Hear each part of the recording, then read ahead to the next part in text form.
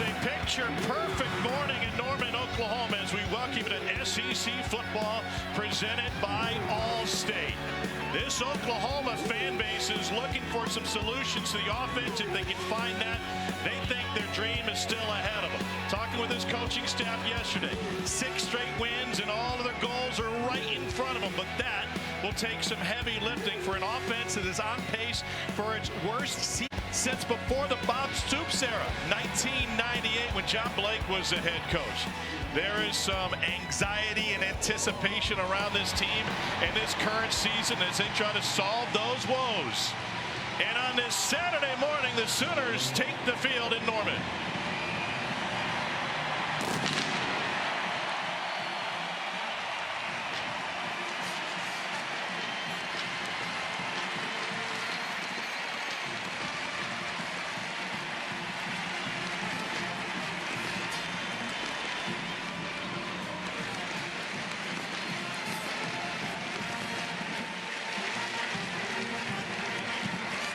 A season that was filled with such promise still has a lot in front of it. With that, we welcome you to Norman. Tom Hart alongside Cole Kubelik. We've got Alyssa Lang down on the field. The biggest question with this Oklahoma team coming into the game today revolves around the quarterback position, and specifically if there may be a change in the future. How do you see things shaking out? Well, Tom, Brent Venables told us yesterday in meetings, we cannot continue to not score points.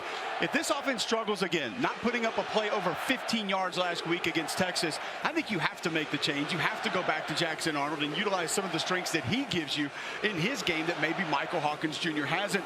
There were things in the secondary, coverages, reads that Michael Hawkins Jr. just missed or did not see a week ago, Tom, and you cannot allow that to continue for your offense. Entirely on the quarterback, and the entire offense is banged up. They'll start another new offensive line, their 6th of the season, this afternoon. Meanwhile, it's a homecoming of sorts for Shane Beamer, who is an assistant previous to taking the South Carolina job under Lincoln Riley. He's on the sideline with Alyssa Lang. Coach, the message from your players this week has been figuring out how to close the door on big games. What will it take to do that today? Certainly turnovers are going to be huge in this game, but the biggest thing for us is play winning football. We haven't done enough of that in our close losses, and we just got to finish. You know, we've had the lead going into 2 fourth quarters, and we haven't finished. We got to finish today. Thanks, Coach. Thank you. Well, they can finish with one of the best and most chaotic defenses in the SEC, 10th in the nation in sacks per game. And Cole, they got a pair of defensive ends that come crashing down the quarterback with regularity. Boy, Tom, there's not much defensively that you would rather have than these bookends that the Carolina Gamecocks are going to bring out today. Dylan Stewart might be the most advanced freshman pass rusher I've ever seen. The handwork, the flexibility, the bend, the get off. He is exceptional off the edge. And opposite him, veteran Kyle Kennard, who transfers in from Georgia Tech, has been a terror off the edge. You see 33 tackles for loss in conference play. That's the best in the SEC. And these two are going to have to be managed by this Oklahoma offense. There are ways you can utilize those strengths against them, but it's a dangerous play either way, Tom. South Carolina won the toss, elected to defer, so Oklahoma's offense will be on the field to start the game. The crowd on hand for this early start in Norman. As two teams meet for the very first time. It's only the second game in the state of Oklahoma for South Carolina. They were on Tulsa time back a few years ago and played one game against the Golden Hurricane here just up the road. We are underway in Norman, and the kick comes down to the 1-yard line. Chance for a return for the Sooners, and out to the 18-yard line, and that's where we will see this Oklahoma offense, which is 101st in the country in rushing, 123rd in passing. They are coming off of a 3-point outing in the Cotton Bowl against Texas. Michael Hawkins, a freshman from Dallas, was handed the reins midway through the Tennessee game. Seth Luttrell and Brent Venables said our offense needed a spark, and he was good in the Auburn start. But as you mentioned, missed some layups last week against Texas. Family history within this Oklahoma program. His dad played for a minute for Bob Stoops back in the early 2000s. His brother will be a Sooner next year. And they want him to throw on first down. Pressured. And finds the other guy. It's intercepted by Nicky Nowari. Third interception on this season. Interception for first down. for the guy that Mel Kiper has rated the #2 safety in this summer's NFL draft. Tom, you opened the show with these two defensive ends, and one thing that I just absolutely hate is having a tight end one-on-one in pass protection.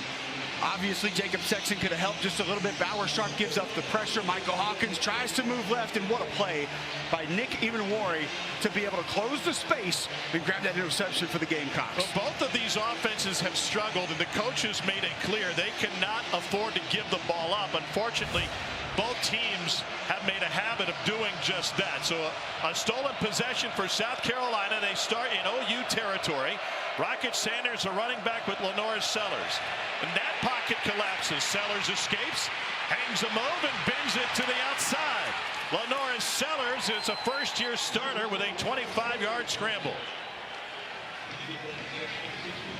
Boy, how about Rocket Sanders? About 30 yards downfield trying to throw a block for his quarterback. He engaged LeVardin way downfield after that quarterback scramble. Sellers can break you down in a hurry with those legs. Ball security has been an issue, as I mentioned, for both teams, and specifically Sellers. 9 fumbles, 3 lost over 5 games, including 2 last week in a near win at Alabama. Here's Rocket Sanders, who takes it inside the 10, brought down by Kip Lewis. Sanders is coming off a 7-8-yard performance with a touchdown against Bama. But Dow Loggins told us in meetings, Tom, and told me on the field, Rocket Sanders, he kind of needs to get his legs going. They want that inside zone going early. 10th in the league in rushing. Sellers trying to find the perimeter, and maybe picks up a yard. Ethan Downs there with the stop. Oklahoma has not allowed an opening drive touchdown this year, and the Sooners backs against the wall early.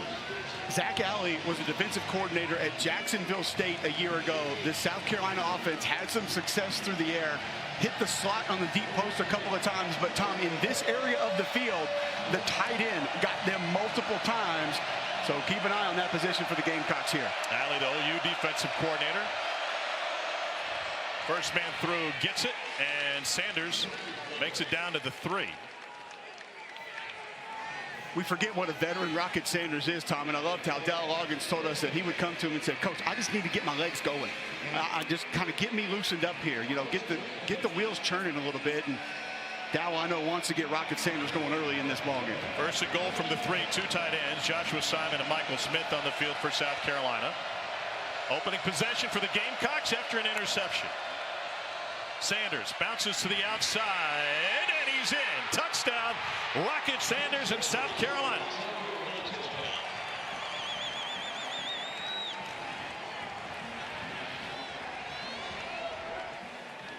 An early strike for the Gamecocks in the short field means they only needed 5 plays to punch it in.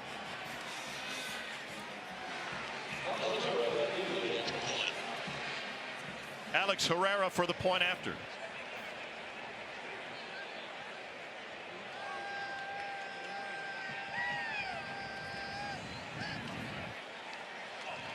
And South Carolina's on the board.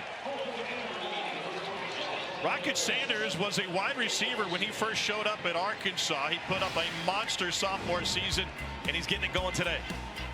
You're going to have to hold the edge over here, and Janet Kanik is just not going to be able to squeeze that edge down, and then the run bounces to the outside. Got to have contained near the goal line. Oklahoma loses it. Rocket takes it in for the Carolina score. Just walk right through the middle of the field. I did it last week. Well, Michael Hawkins Jr. with an interception on the opening drive set up South Carolina for a short field. Here's how that play developed. It started with pressure in the backfield, what South Carolina is so good at. Well, I'm going to tell you, Tom, we mentioned it before. I don't like having your tight end one-on-one in pass protection. And that's going to lead to the pressure. Michael Hawkins Jr. thought he could drift a little bit to his left. I don't feel like the route was ever that open. You've got space to squeeze it in, but the ball's got to get out pretty quick right there.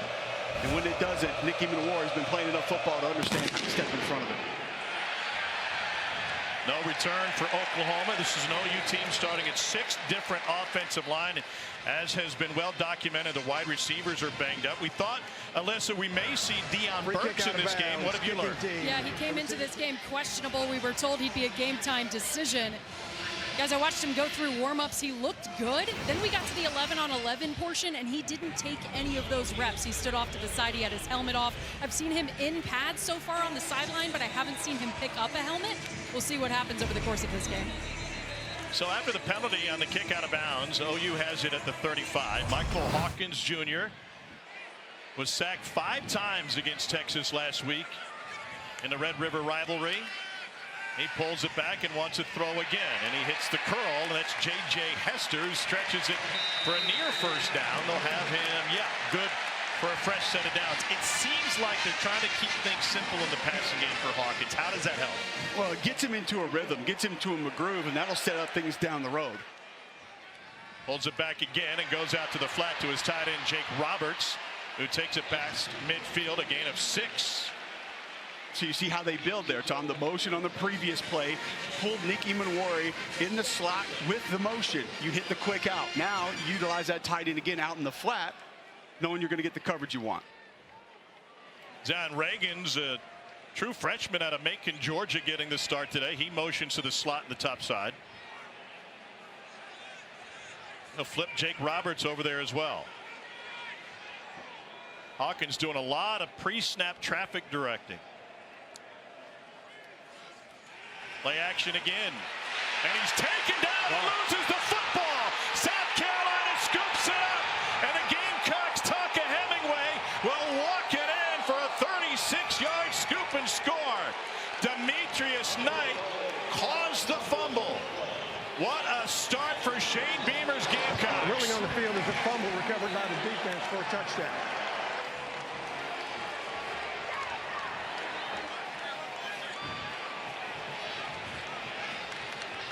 Not the first touchdown for Hemingway. He had a touchdown run last year, but this disruptive South Carolina defense has forced 2 turnovers in the first 2 Oklahoma possessions.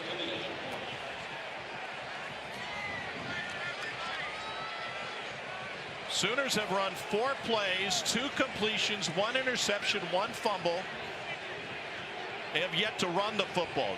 How soon would number 11 burn the red shirt and enter the game?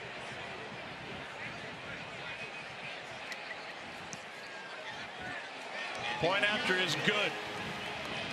This is straight havoc from the South Carolina defense. All right, Tom, we mentioned slide protection on the first play where Hawkins had to move. So you're going to slide it again, and Jake Roberts going to stay in. But because Dylan Stewart gets a win around him, the back, Javante Barnes, has to help. It's a trigger blitz for 17, Demetrius Knight. See him wait to see if the back's staying. Now he's going to go on the pressure, and he just gets the football out on the sack of Michael Hawkins Jr., and Tonka trucks it into the end zone. Is it enough against these defensive ends to have a tight end and a running back try to block these guys? You know I hate slide protection just in general because I feel like it takes away the ability to play football. It forces tunnel vision. That time, it's not necessarily the tunnel vision that hurts Oklahoma. It's the fact that your tight end that's on the backside of it, essentially by himself, also must have help from the running back.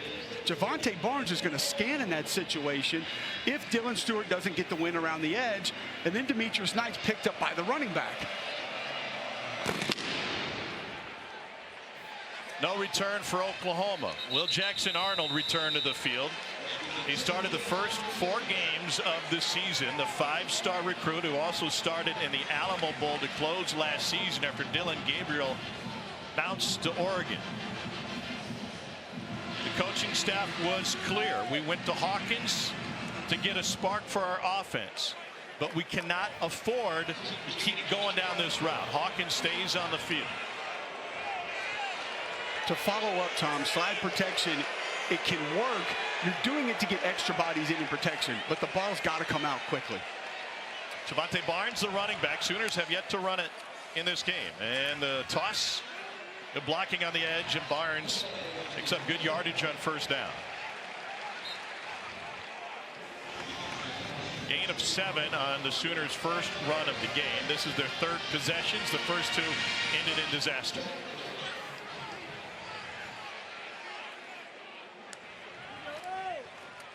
They'll run it again. And that's good enough for a first down. And Barnes, a junior out of Las Vegas, Nevada. You would imagine, Tom, it'll be a little bit more of the zone scheme for the Oklahoma run game than the pin and pull or the gap scheme, counters, powers that they like to go to work out all the movement up front. Hawkins hands it off for the 3rd straight time, and this one loses a yard. This is an Oklahoma running game that averages just 3.5 yards per carry. Dead last in the SEC in rushing touchdowns and a dead last in rush yards per game, 101st in the country. Hawkins pulls it out, delivers to his tight end Bowers Sharp, and he picks up a couple. And Mark Scott the stop. This Oklahoma offense has had its issues all season. You could argue that it starts with the offensive line, but the run game has been abysmal. The lack of explosive plays, whether through the air or on the ground, as bad as it's been here in a couple generations. 3rd down. Hit from behind. It is intercepted. Free ball for Emmanuel. He's got his 2nd pick of the game, and he's looking for a block. It's another South Carolina defensive score. A 66-yard pick 6 brings out the Bluebirds in Norman.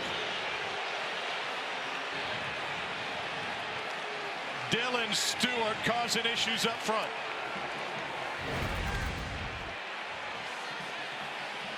Same story. Dylan Stewart just off the left side. We mentioned the flexibility, the usage of hands, gets the pressure on Michael Hawkins Jr., forces the air and throw.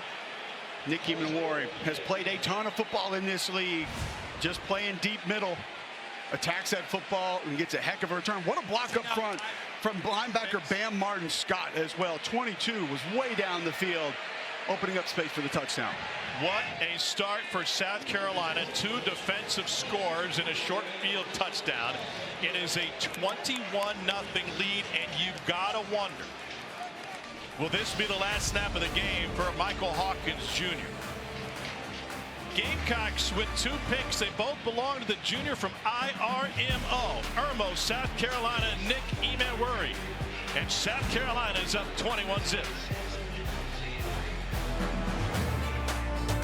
South Carolina has run 5 offensive plays, and the Gamecocks on the road lead 21-0. The last time Oklahoma was down 21 in the opening quarter was the Red River game against Oklahoma in 2021. They came back to win that game in a high-scoring affair. Here's Taylor Tatum. And Tatum trying to find the edge on the kickoff return. He'll give the Sooners a breath of life. There is a flag down.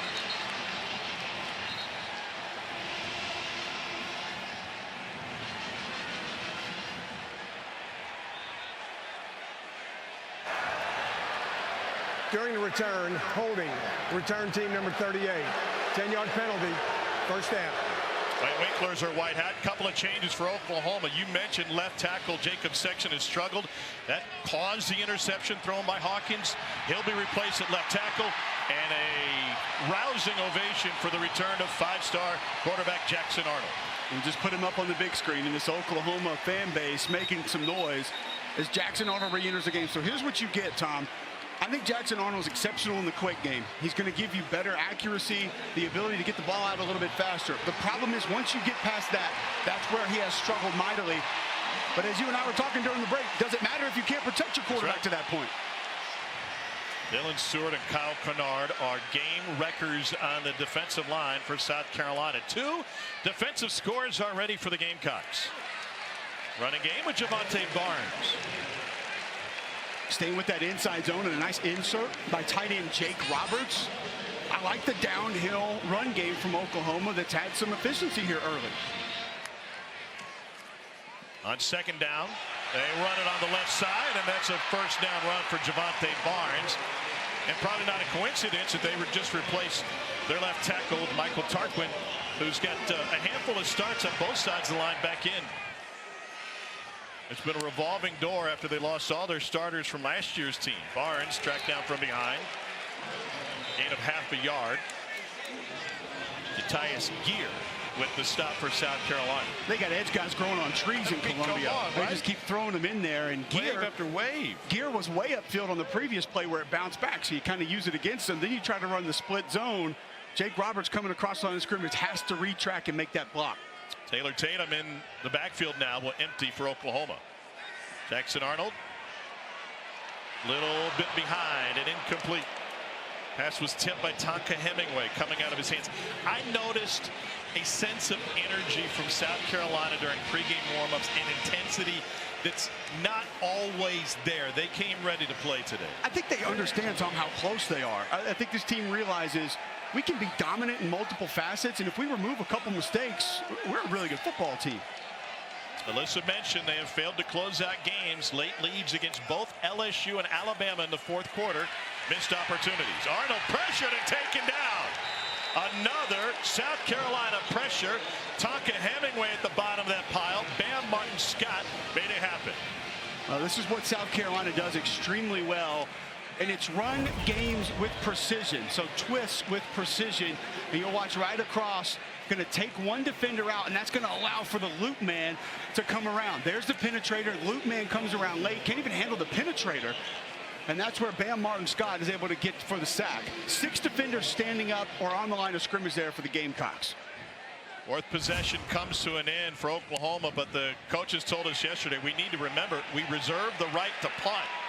And their first is fair caught by Juju McDowell at the 22-yard line, a 57-yard punt. Luke Ozinga, the only thing that's gone right for Oklahoma when they've had the ball today. That's not exactly a reassuring mentality. Hey, we reserve the right to punt, especially when you're down 3 touchdowns. No, that's not what you want, but you do want to see this defense on the field, at least with South Carolina pinned back a little bit and let them potentially tee off.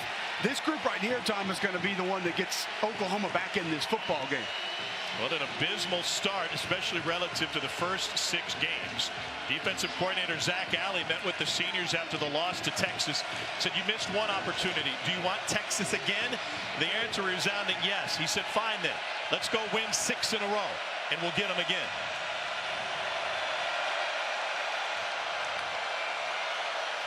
Lenora Sellers on play action. 4-man rush. Got tripped up trying to get out of the pocket and gets taken down behind the line. Jaden Jackson, the true freshman from Indianapolis, Indiana.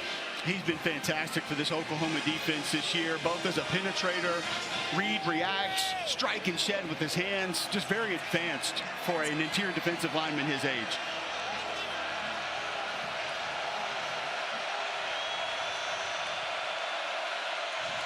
Loss of 2, 2nd and 12. To the near side. And Gage Larvidan, senior transfer out of Miami of Ohio, who was freshman of the year in the Southland Conference at Southeastern Louisiana prior to his time with the Red Hawks. This will be an interesting play call situation here for Dow Loggins. You've got quarterback run at your disposal. You have a good group of tight ends at your disposal. 3rd and 6. Kind of that midway of, do we want to drop our quarterback back against an aggressive defense or just kind of play it safe? Oklahoma, great takeaway defense. Sellers looking for Simon, the tight end. Instead, adjusts and goes over the middle for the first down to Dre Jacobs, Florida State transfer. And we asked Dow Loggins about this part of Lenora Sellers' game, Tom, and it's attacking the middle of the field. Nice job handling the twist inside by the center and 2 guards. Not many young quarterbacks are comfortable attacking the middle of the field. Dow Loggins realized it early, and he's not afraid to dial it up for Lenora Sellers. This is a complete offensive reset than where South Carolina was the last couple of years with Spencer Rattler as its quarterback. The Oklahoma transfer ran an up-tempo, pass-first offense, and the result of the adjustment by Dow Loggins is one of the best rushing seasons in recent memory for Carolina. And I love how he told you he went and got that binder from Fayetteville in his time at Arkansas with Matt Jones and Darren McFadden and those guys. Some of the veer plays, mid-zone option plays they ran. Quick release for Sellers.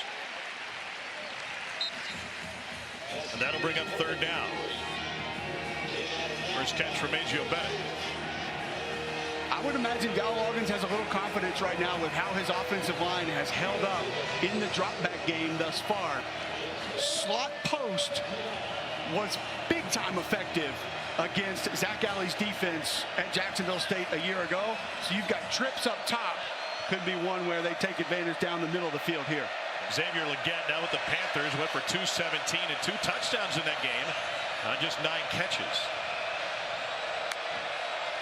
Option look. Sellers keeps it, cuts up field, and that run first offense playing conservative here with Danny Stutzman in on the stop for Oklahoma. I don't have a problem with it. I talked to Shane Beamer on the field. Tom, we were actually talking about special teams and do you have a fake, this, that, whatever. And he said it all depends on how the game's going, the flow of the game.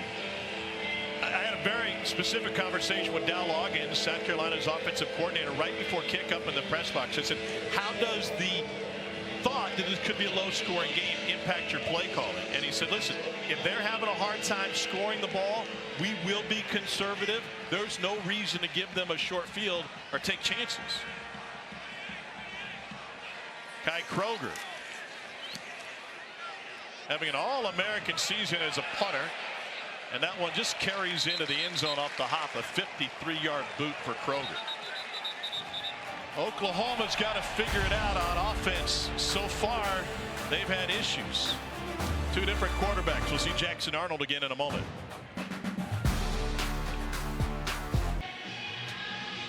It's a deep hole for this Oklahoma offense, but Cole, you identified one of their schemes that could be effective today against an aggressive South Carolina defensive front. We haven't seen a lot of gap scheme yet, Tom. Pin and pull, which Oklahoma has been great at it traditionally over the years. So you're going to block back with a couple of your offensive linemen, form sort of a wall, and you're going to pull the others around, trying to create a new gap. So counter, power, when you hear those words, that's what you're getting with a gap scheme run. You see there one with Jackson Arnold running it. That was a couple weeks ago.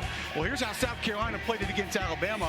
Right side of your screen, you'll see Dylan Stewart just absolutely blow up Jam Miller, but Jalen Milroe makes a great read. You utilize that ability to get upfield against the South Carolina defender. There's the new gap you created, and you can find explosive plays. The problem, Tom, is there hasn't been a lot of rhythm with this Oklahoma offense to get a feel of how the Carolina defense is going to play certain plays. Right now, you're almost drawing straws to try and find something that works.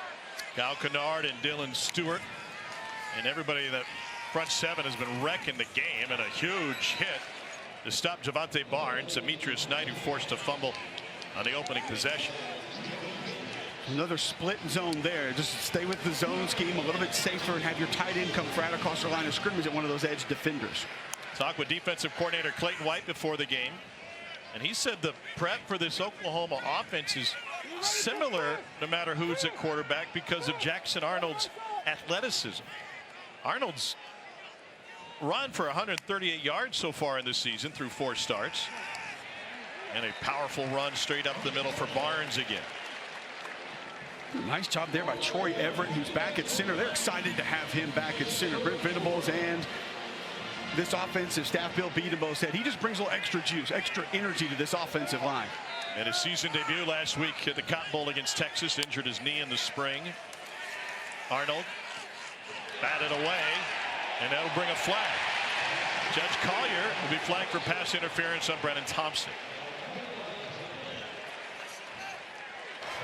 Pass interference, defense number 20.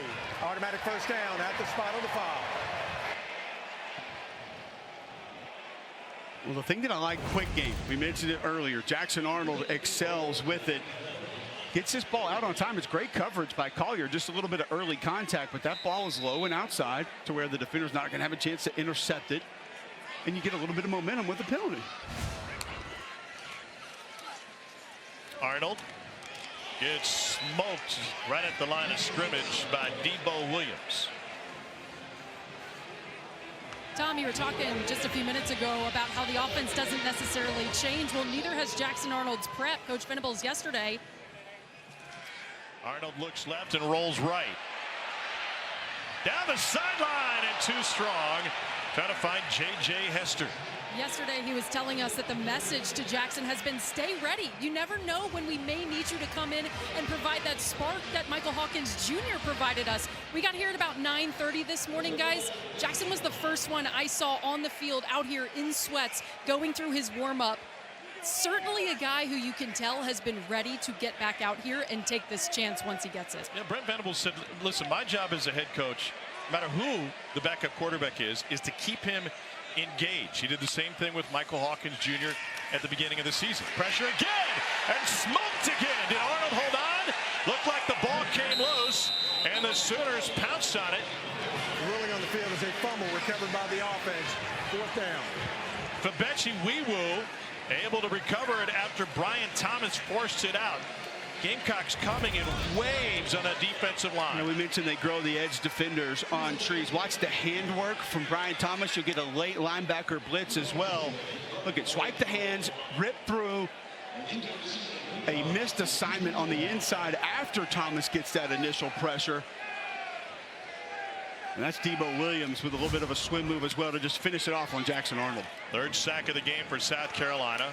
McDowell spins away from the first, can't lose the second. 46-yard punt, nothing on the return for Juju McDowell.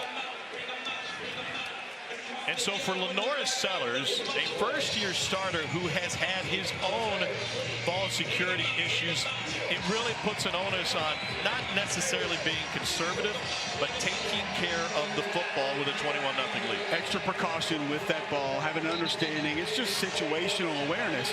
I think sometimes, Tom, we obsess with situational awareness as, oh, it's short yardage or we're in the red zone. Situational awareness is you're up 21-0 early in this football game.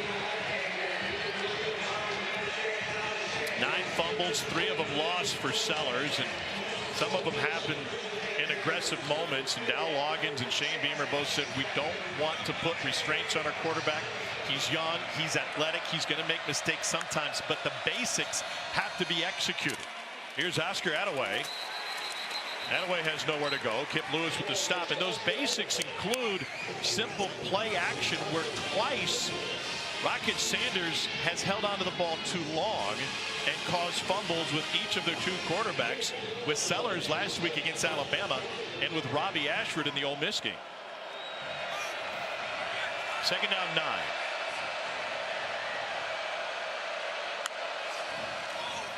Sellers to throw.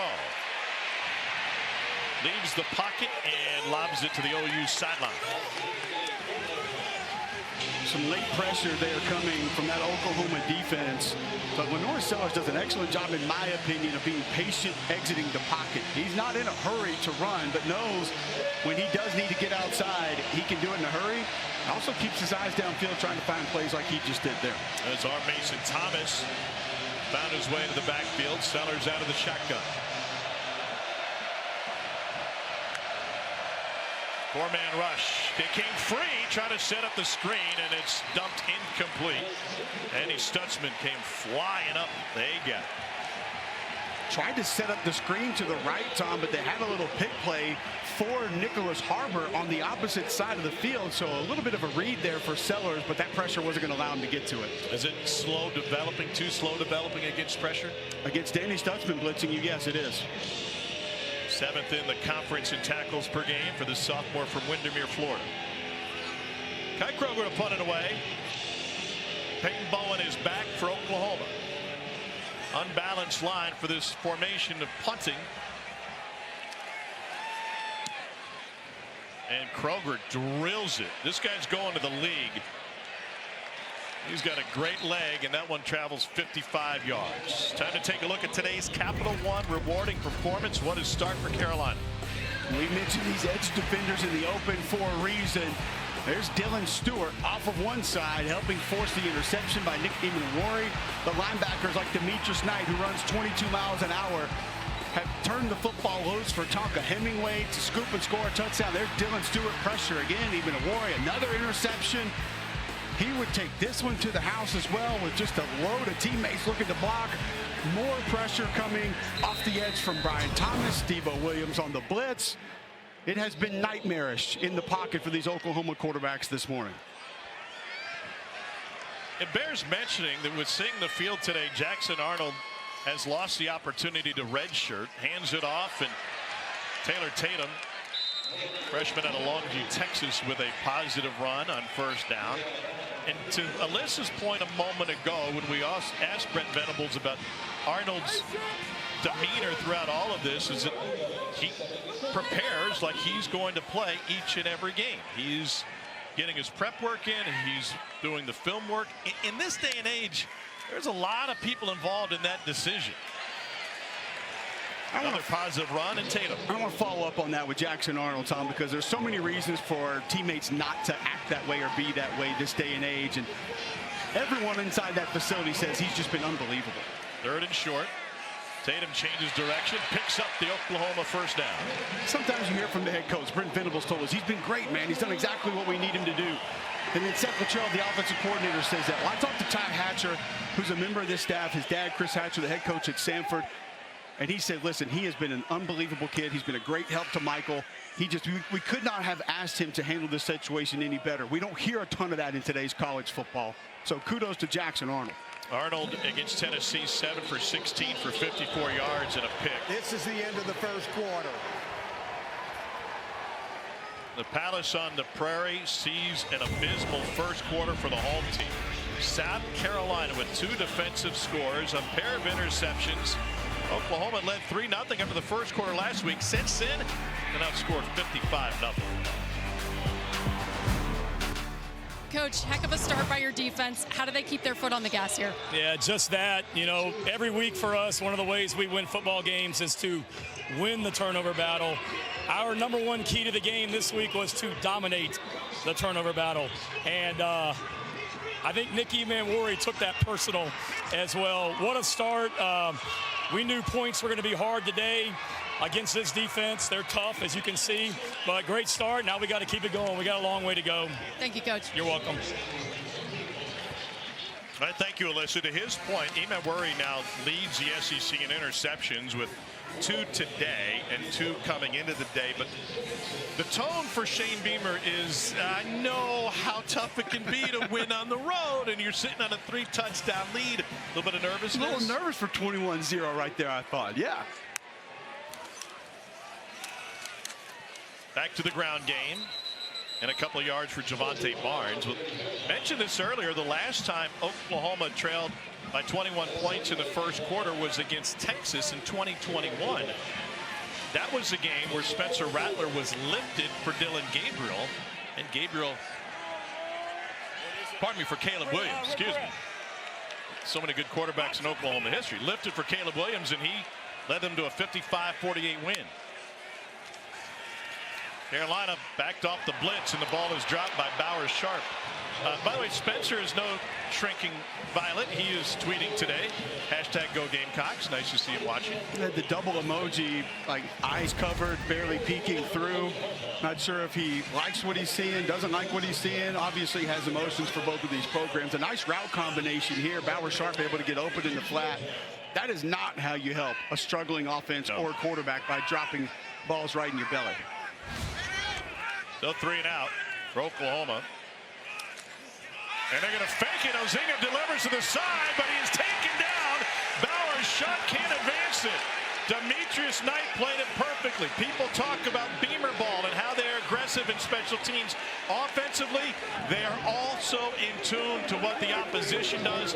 Shane telling me before the game, we know that they have some tricks up their sleeve. We can't afford to give those up.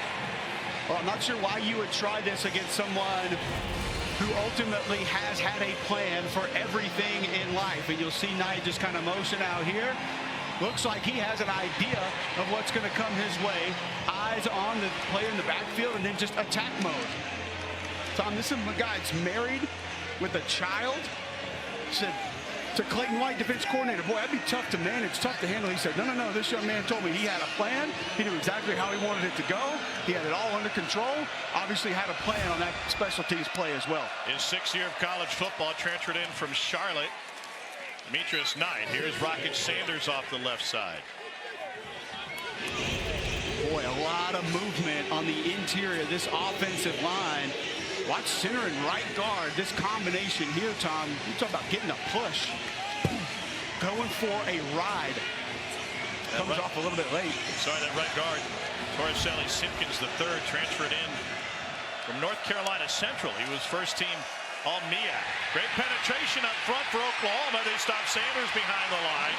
And a host of Sooners in there to clean it up, led by Trace Ford, Oklahoma State transfer. This one's going to be on Michael Smith, and he's a young tight end. He'll understand how to change that track later. So you got to get north and south late. When you're coming across on that split zone, somebody like these edge defenders, Trace Ford, the speed he has off the edge, you cannot come flat down the line of scrimmage and feel like you're going to make contact there. 3rd and 14 for the redshirt freshman Lenora Sellers, Lawrence, South Carolina native.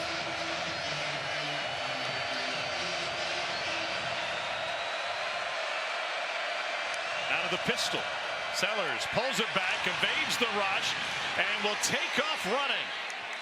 Sleight of hand for Sellers, allowed that play to develop short of the first down, but field goal range. Trace Ford got caught in between as he was crashing down from the edge.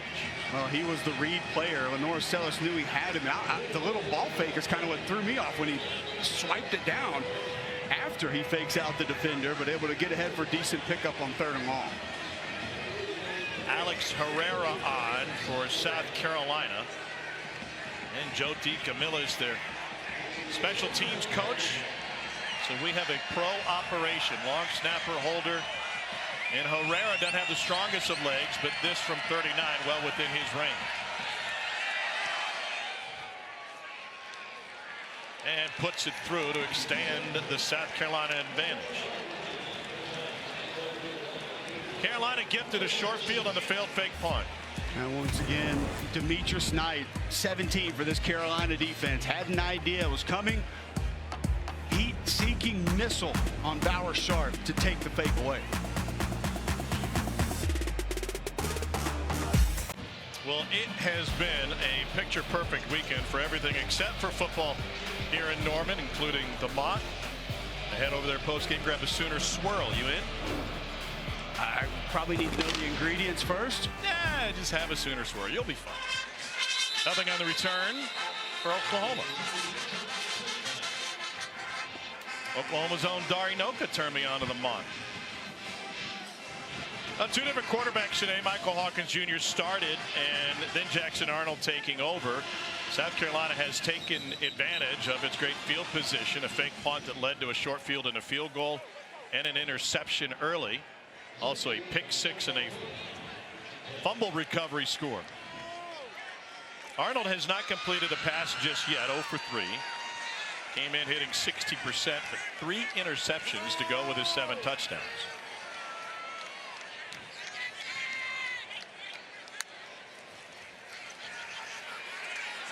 Pocket collapses and Arnold slides down at the 30-yard line.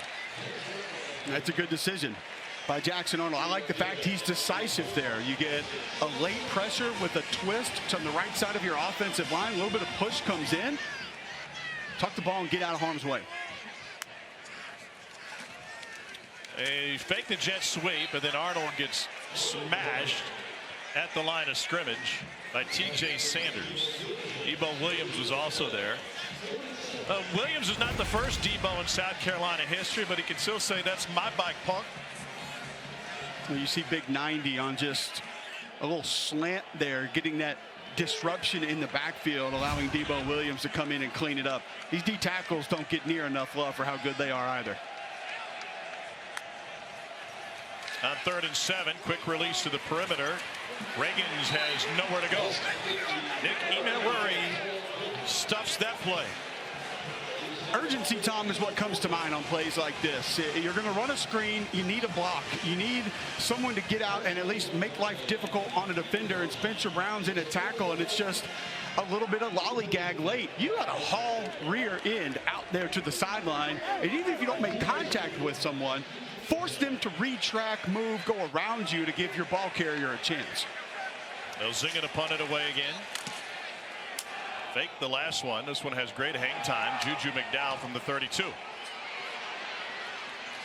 McDowell tried to reverse course and ends up after a 48-yard punt with a 13-yard return.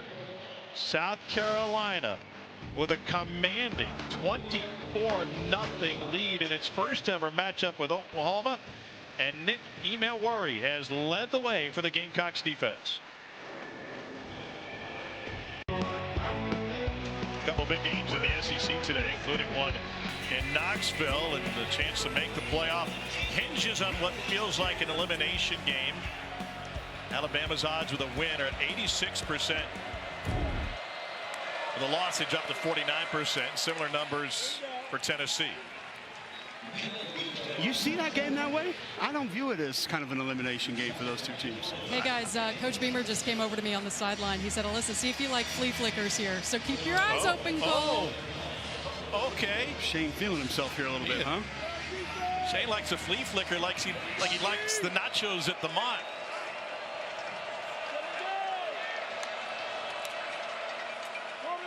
Sellers keeps it and dumps it off to his tight end, Joshua Simon.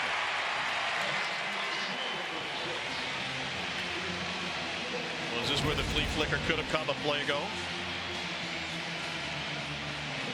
It looked like he may have hesitated for a moment there, thought about pitching it back, and then held on to it. Four-man rush with a spy. Sellers nearly picked off. Samuel Omosigo had great coverage, and man, Oklahoma, chaotic defense in its own right, really needs a play to come from that 11 on the field to help them get some momentum today. Left side of your screen, another great pass rush rep from Trace Ford, who's just super explosive off the edge, able to get to Lenora Sellers late. Probably held that one a tad too long. Ford from up the road in Edmond. Started his career at Oklahoma State. What a heart-wrenching loss for the Cowboys on the road in Provo last night. Not sure anybody in Crimson minded that result. 57-yard punt.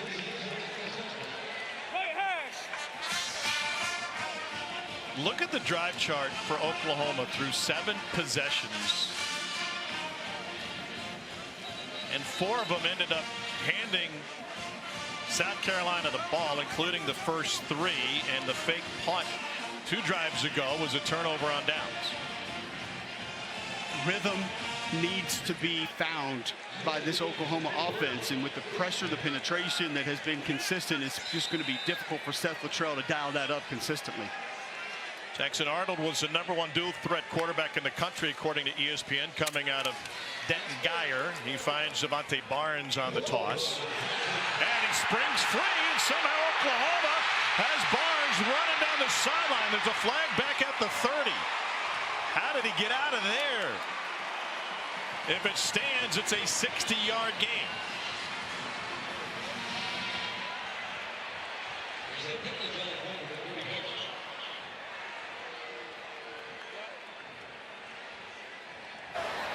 Personal foul, illegal blindside block, offense number 76. 15-yard penalty, replay first down. And upon further review, I'm not sure Barnes ever hit the ground. I don't think he did.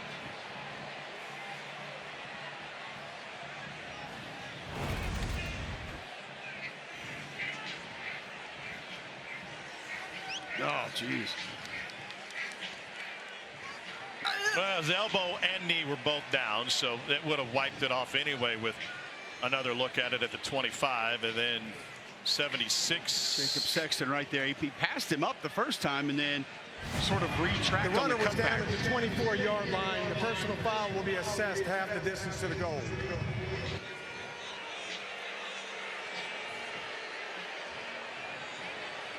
You know, you feel like for Oklahoma, it's a lot of getting in their own way. They're just that close, and this coaching staff said they win a 7-3 game in the Cotton Bowl with like 2.5 minutes to go in the second quarter. And then a couple mistakes, failing to hustle after a fumble in the end zone. Missed assignment here, there, and next thing you know, everything snowballed on us. And that's how this game started today. Arnold going deep into double coverage and off the hand of J.J. Hester. Good help from the safety. This is an Oklahoma team which is dead last in the SEC and one of the worst in the country in explosive plays. I like the shot, though, Tom. J.J. Hester, close to 6'6", has good speed down the field. Fans want a little extra contact. That's off the fingertips. That's an opportunity play for the Sooner offense, and I thought Jackson Arnold put it in a good spot. Only 13 plays of 20 yards or more this season. That is second worst in the country. Only Kennesaw State is behind him. Completion to Jacob Jordan. First catch of the season and the career for the freshman from South Lake Carroll High School. That's a quick game again. Jackson Arnold very comfortable there when the timing and the rhythm tells him when to get the football out. 5 different receivers injured for Oklahoma has stunted this offense's ability. We thought we might see Deion Burks, but he was unable to go today after a soft tissue injury back in the Tennessee game. They're down 8. Where does Arnold go here? They bring pressure. 6 coming after him, and Arnold leaves the pocket and picks up the first down with his legs. Boy, that was closer than maybe it had to be. DQ Smith, #1 for South Carolina, does a really nice job of sort of redirecting Jackson Arnold, because I thought if he cuts back into the field, he's got plenty of green. Smith sort of negated that, leveraged the ball carrier to the sideline. Boy, Roman Harper would be proud. Carolina brings 2 more this time. And all alone on the perimeter is Jacob Jordan. He's still on his feet and forced down at the 40 to the South Carolina sideline.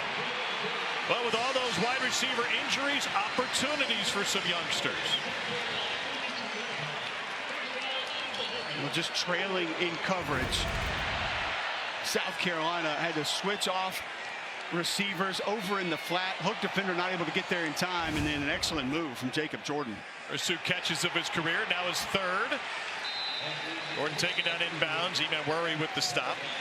Midway through second quarter, and the offense for Oklahoma finally finding a rhythm. Starting to get a little rhythm, starting to get a little feel. Jackson Arnold getting a little more confident. Keep giving him these kind of throws. Force the South Carolina defense to play you a different way. Tatum in at running back, #1 running back in the country coming out of high school last year. Fake to him, got him on the wheel route, and there's Tatum. Tatum with a stop and go, takes it to the 20-yard line. And Oklahoma first down. Arnold to Tatum. It's an excellent job at using that motion against the defense. You see motion coming behind. Tatum leaves to your right. And it's just a busted coverage by Debo Williams. And a whistle pre-snap. South Carolina takes a timeout. Timeout. South Carolina there first. It's a drive that started back at the 18-yard line. Sooners with their 8th play of this drive when we return.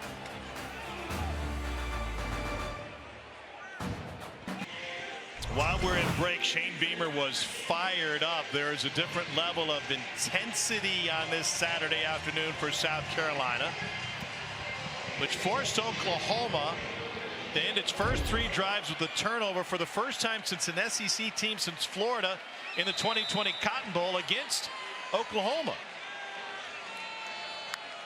Jackson Arnold, play action, shot to the end zone, batted away, incomplete. Judge Collier with the coverage, and Ivan Carrion, the 6'6" freshman. A lot of hand fighting on this play. Oklahoma fans obviously wanted the flag, but you see Collier is in phase and locates the football and then makes a play on the football. So I don't think you throw the flag on that play. I do like how Seth Luttrell is keeping it spread out the last couple of plays since that timeout. Now looks to compress it just a little bit more. Pressure up front from South Carolina. Arnold on the run. Held it too long and can only throw it away. I thought the corner route was there. He would have had to let it go pretty quick, and there's nobody in his face, but had an opportunity to drop that one back to the back of the end zone. I do like Seth Luttrell, offensive coordinator for Oklahoma, moving the pocket. Give him the 1-2, either tuck it, run, throw the football away. If you're not going to hit that corner route early, good decision by Jackson Arnold. Just live the fight for 3rd down.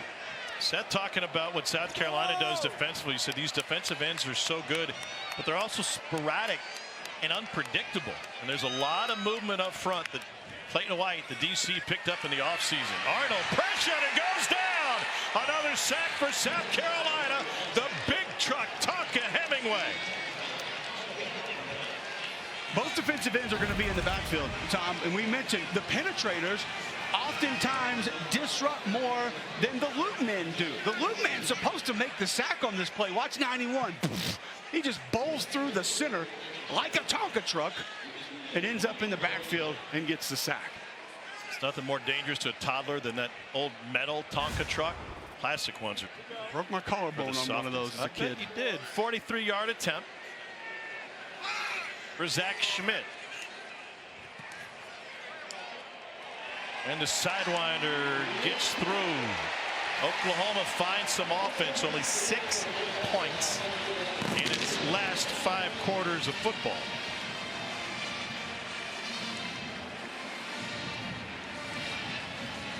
And that spans 17 possessions, going back to that field goal in the first quarter against Texas. Sooner Schooner has been put in park until that three-pointer.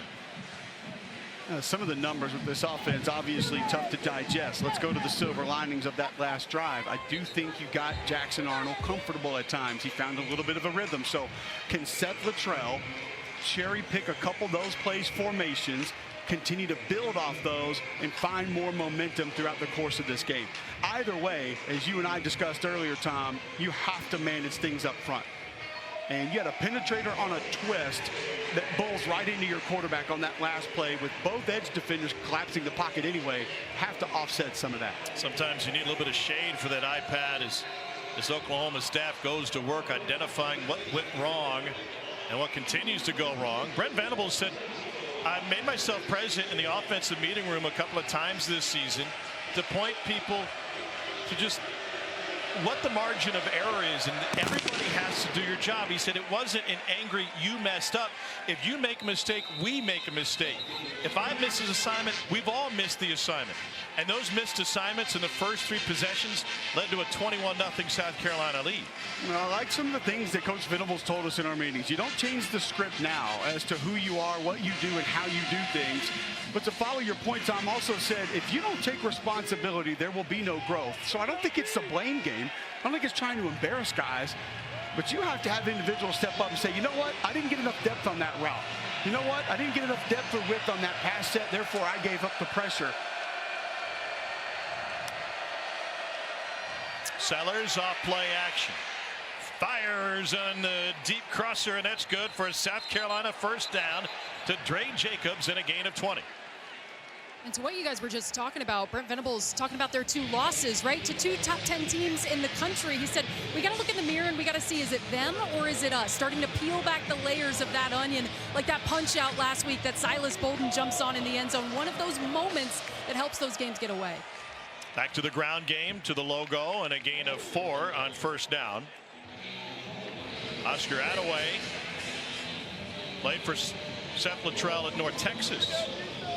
At 4 years, Maine Green tore his ACL in fall camp and missed all of 2021. Second down 6.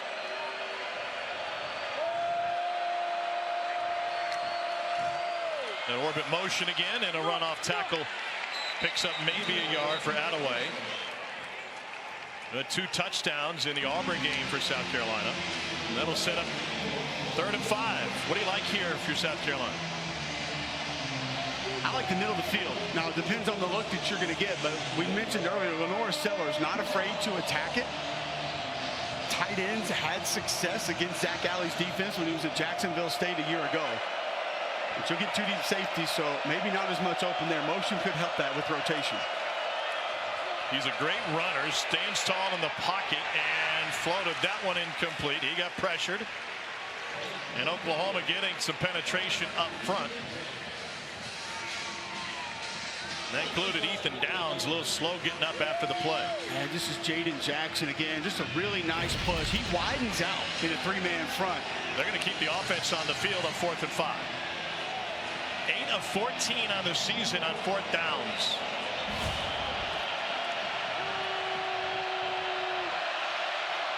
South Carolina has held momentum. Oklahoma jump. Sellers with a free shot down the sideline. And just off the fingertips of Larvidan. Our Mason Thomas on the near side crossed the line, and that will be an automatic first down. Offside. Defense number 32 was in the neutral zone at the snap. 5-yard penalty. Still fourth down. Correction. First down. Needed 5, gifted 5. You see near side, 2 defenders really for Oklahoma jump. Go ahead and try to execute the play, get that ball downfield. Beautiful ball from Sellers there, just off the fingertips. I didn't see a hard count or anything that drew them, but Jackson's movement got downs to move. Rocket Sanders back in a running back. Sanders straight ahead. Pickup of 2. Danny Stutzman does an excellent job scraping under the double team. Really nice push once again in the middle of the South Carolina offensive line. And sometimes you're going to give that up with movement. You'll run a twist inside and defenders kind of giving ground to gain ground, and you get double, get caught on that. But Stutzman went back underneath it to make that play. Stutzman, the team leader for this OU squad, he said they reinforced to everybody. We're 4-2, not 2-4. 5-man rush. Sellers. Good job by the O-line. Rocket Sanders gets popped, stays on his feet, and ends up near the first down marker. What an effort by Rocket Sanders. He is just short of the first down. I felt pretty good about this South Carolina pass protection today, and Rocket Sanders just like a pinball. Stutzman, one of the Oklahoma defenders, had a free shot at him and comes up just a bit short of first down yardage. Excellent effort. So 3rd and short. We had Sanders' game against Ole Miss a few years ago. He was at Arkansas playing for former OU assistant Sam Pittman. He went for 232 yards and 3 touchdowns. Straight ahead, and South Carolina picks up the first down. So that'll take us to the 2-minute timeout here in Norman, with South Carolina jump started to a 21-0 lead, and it's a 21-point advantage as we move towards the end of the first half. And their first ever meeting, South Carolina coming on the road and showing what they have to offer with a comfortable lead.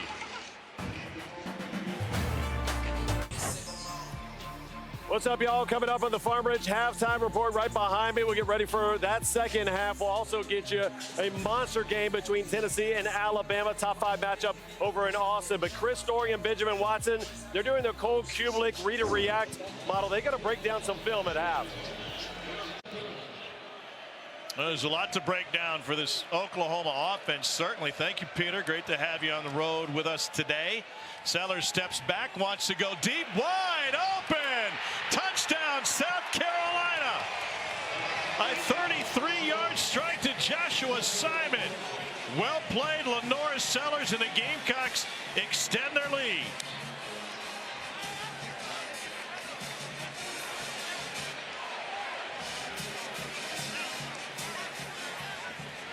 Well, the South Carolina staff has bragged on Lenora Sellers that he's made of the right stuff and very mature for his age.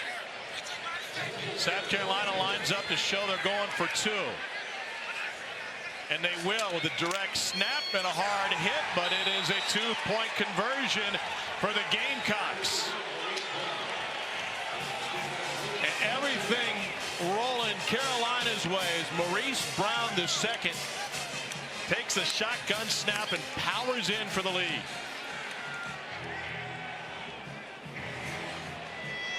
All right, Tom, you start out in a cover 2, and it looks as though it's a bump call right there to the opposite safety to come over and take the deep third.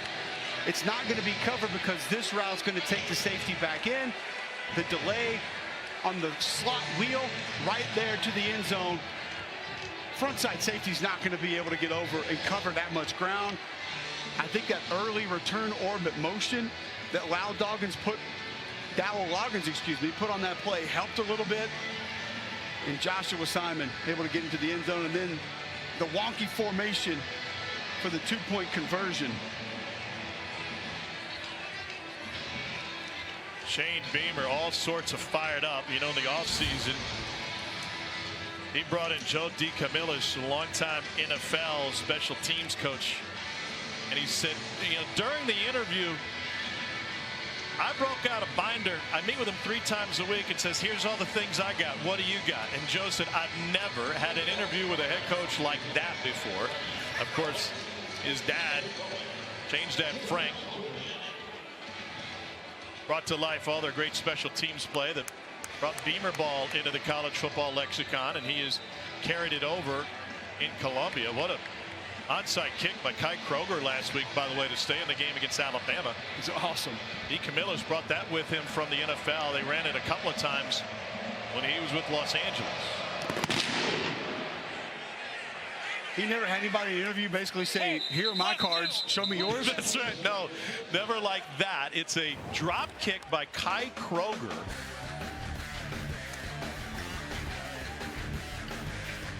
And he said that the danger is if you get it in the air, obviously the defense can fair catch it, but this one with a sidewinder, Shane compared it to a golf swing. It's kind of like a baby fade. It just keeps moving and keeps moving. Mine would be a power slice, but well, we went from the big hop on onside kick, right, to where we would go down and just blow people up. Can't do that anymore. Can't do that anymore. And then you got to find other ways to make it difficult to receive. DeCamillis is the son-in-law of the late great Dan Reeves, who played at South Carolina before his NFL success. Arnold, ball came out again. Demetrius Knight forced it out, but Arnold lucky to get it back. It's his second forced fumble for Knight. And Oklahoma quickly back on the ball.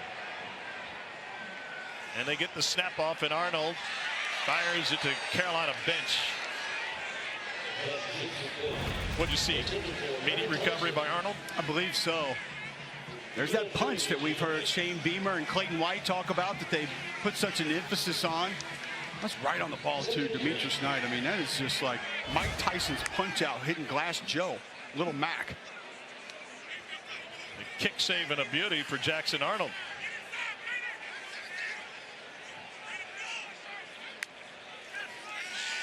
On 2nd and 10. Incomplete to Bauer Sharp. Second one that's hit his hands and fallen off today. He got off to such a great start this season. Scored Oklahoma's first touchdown of the year in the game against Temple.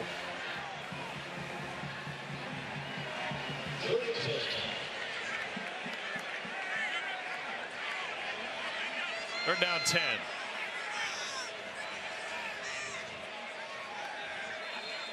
And Oklahoma unsure of things. The wide receiver on the far side didn't have the play call. Timeout. Oklahoma, they're first. It will be 30 seconds. So the Sooners take a 30-second timeout with 1:28 to go in the half. Down 32-3.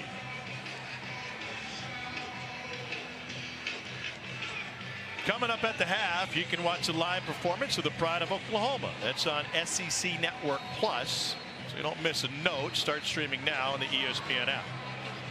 I'm going to go back to your conversation about Shane Beamer and special teams. He told me on the field before the game, he said the problem is when you have a special teams coach as your head coach, you waste a lot of time just trying to find out random things to do on special teams. And he said, Cole, as you know, those kickers and snappers, you know, they go to the facility or go out on the fields and, you know, they just grab ass around for hours at a time, which they do. I mean, our guys used to go play PlayStation and two-hand touch football games and kickball.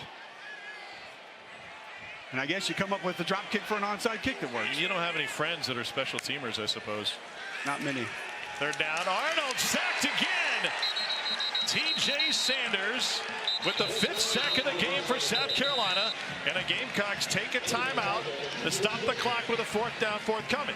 Well, Tom, this is going to be a reoccurring theme. This is a 3-man twist, but once again, Timeout. the penetrator is going to get home. You're trying to go here and then a big loop man there. Did Sanders break out the boom bada on this move? Let's see if he goes a little. That's just a boom. There's no bada on that. When you're good enough to start naming your pass rush moves, as Sanders told us last year, that's my Boombada crossover. He didn't even need it that time. But the problem is here, Troy Everett comes off of TJ Sanders to help with the loop man, but he didn't have anybody bump him off. You have to slam the other offensive lineman off of a twist, and then you come pick up the loop man. You handle the penetrator first, no matter what. If you don't handle the penetrator initially, the things that are happening to Oklahoma's offensive line today are what's going to continue to happen. Luke Elzinga to punt it away.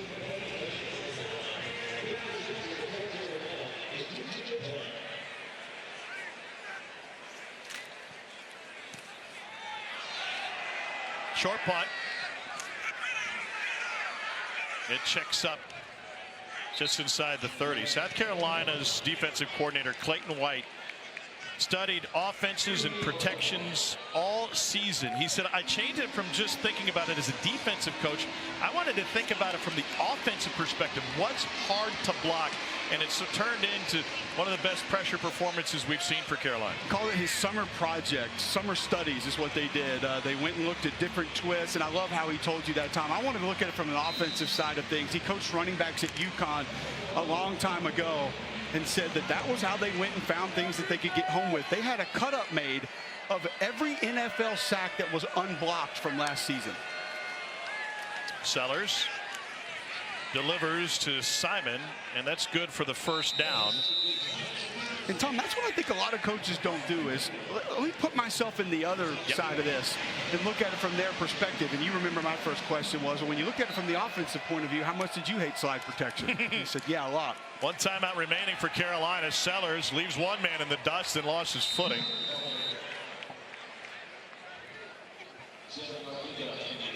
They'll hold the timeout for a moment.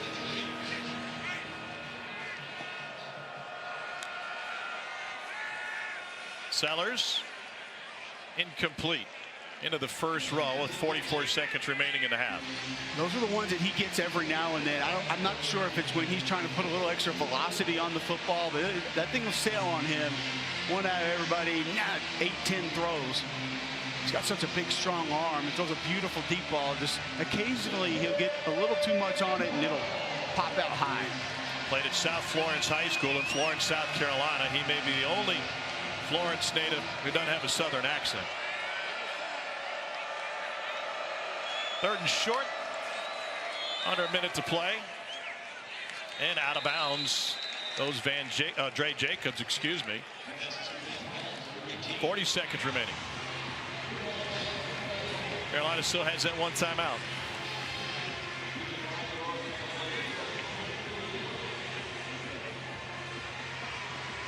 Sellers 9 of 15 for 98 yards.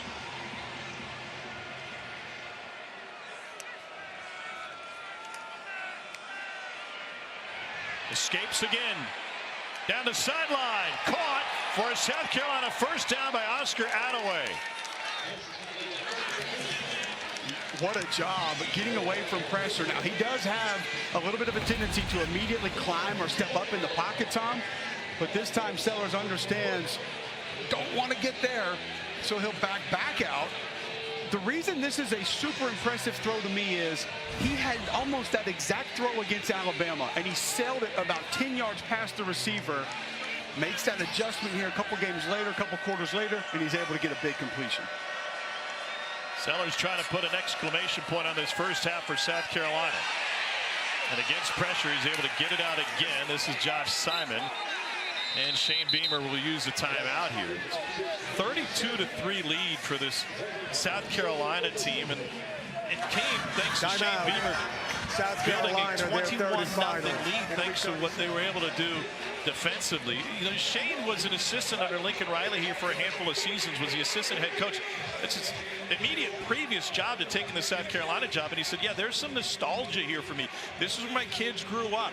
I've been back to Tennessee. I've been back to Georgia. It just didn't hit me like it hit him coming back to Norman. You could tell down on the field, too. There were multiple Oklahoma staffers came up, gave him a big hug. He saw athletic director Joe Castiglione. He said, oh, my favorite Norman native, and gave him a big hug. So this place obviously means a lot to him. And if you're able to deliver in the first quarter, we sense some of that anxiousness and nervousness with a 21-0 lead after the end of the first. But they've been able to keep doing what they're doing thanks in large part to their defense. Well, Tom, I think he kept going back to that when we talked to him. We got to finish games. We have to understand how to close out games. Yes, we have veterans in some places, but we're young in some other spots. And great football teams learn how to finish games, go out, win games, take games from their opponent. And that's what we're going to find out about South Carolina for another half of football here in Norman today. They lost fourth quarter leads to both LSU and Alabama. Pressure up the middle. Sellers has nowhere to go. He gets taken down with the clock winding down. 15 seconds and rolling. South Carolina rushes to the football. Now 9, 8, 7. And Sellers finally spikes it with 5. On to wait an extra beat or two for Gage Larvidan, a wide receiver, to return to his spot. He ran a corner route into the back of the end zone. And don't think he realized right away it was a sack. So yeah, had a long way to go to get back to the line of scrimmage. Alex Herrera has already made from 39. 6-year kicker at a Spring Valley High School in Columbia. And a big field goal to end the first half against Alabama.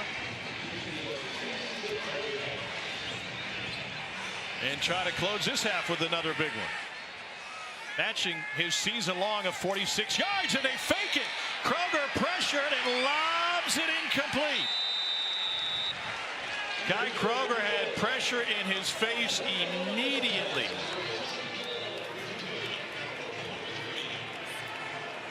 Oklahoma failed on a fake punt. End of the second quarter. South Carolina fails in his fake field goal. Edge defender who's going to try to come off, block off the edge, makes a great adjustment right there, seeing that the holder keeps the football. And that forces the errant pass. This is a nice job of understanding, having awareness right away that that's not going to be a kick attempt. That was at the edge of Herrera's range. Let's get down the field. Alyssa Langs with Shane Beamer. Coach, I heard you fired up in the headset. What's going to be the message to this team in the locker room? Honestly, it's not 0-0. I feel like we're dominating this game in a lot of ways, but offensively we got to be a lot better. We had a great drive there to finish the half, which was good to see. We know this is a really good defense we're playing, but we just too inefficient on offense early. Does this change the offensive game plan with how fast of a start you got out to in the second half? No, I mean, we obviously know we got a really good defense, and they're going to struggle to score against our defense. But at the same time, the scoreboard is irrelevant, Alyssa. It ain't 0-0. We're dominating this game, and I want to see us come out in the second half and dominate the second half. Thanks, Coach. It is the largest deficit at home for Oklahoma since the John Blake era, 1997, when they trailed A&M 34-0 in a bad loss, 51-7 that day here at Norman. South Carolina having its way with the Sooners, which gets you down to the stands. It's time for the halftime show with Peter Burns. Welcome back to SEC football, presented by Allstate. This is a big-time beatdown by South Carolina today. Shane Beamer's team jumped out to a 21-0 lead. It's a 32-3 score at the half. Tom Harcole, Kubelik, and Alyssa Lang, both of these programs came in, and the feeling was similar. We're just so close to making things right and getting to where we need to be. It doesn't look like they're very close at all. Well, no, when you're that type of a team, Tom, you can't get in a situation like this and be down multiple scores the first couple of minutes of the game.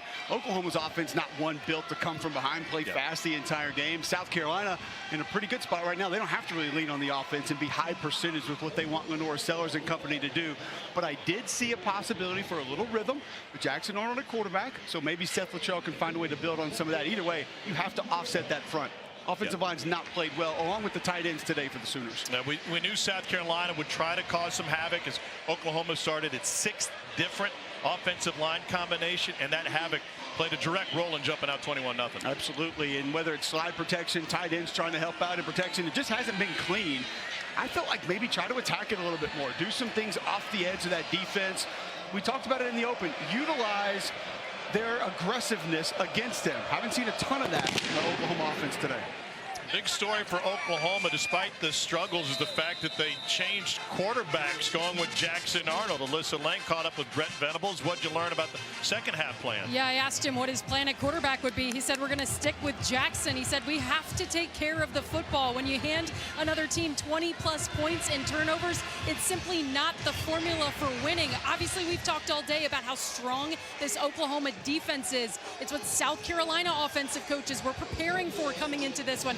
Can the Oklahoma force some turnovers in this second half to try to get back into this one? Brent Venables certainly sent that message at half. Tom, remember that pressure late for the Oklahoma defense. They had 6 on the line of scrimmage and brought a safety. Don't be surprised if Dow Loggins gets more of that here in the second half. Conservative first half for Lenora Sellers, but he starts off throwing here, and a great leaping catch made by Nick Harbor, who had the fantastic finish to the Alabama game, the touchdown that kept him in the contest. It's the first time I believe Harbor's been targeted in this game. Angel Bennett in motion, orbits back to the near side, and they try to run it straight ahead, a yard for Rocket Sanders.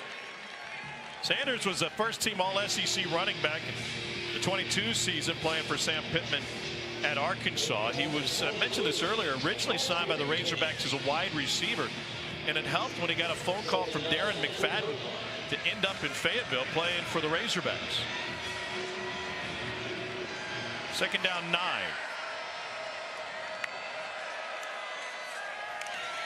Sellers hit as he throws, caught for a South Carolina first down by Michael Smith.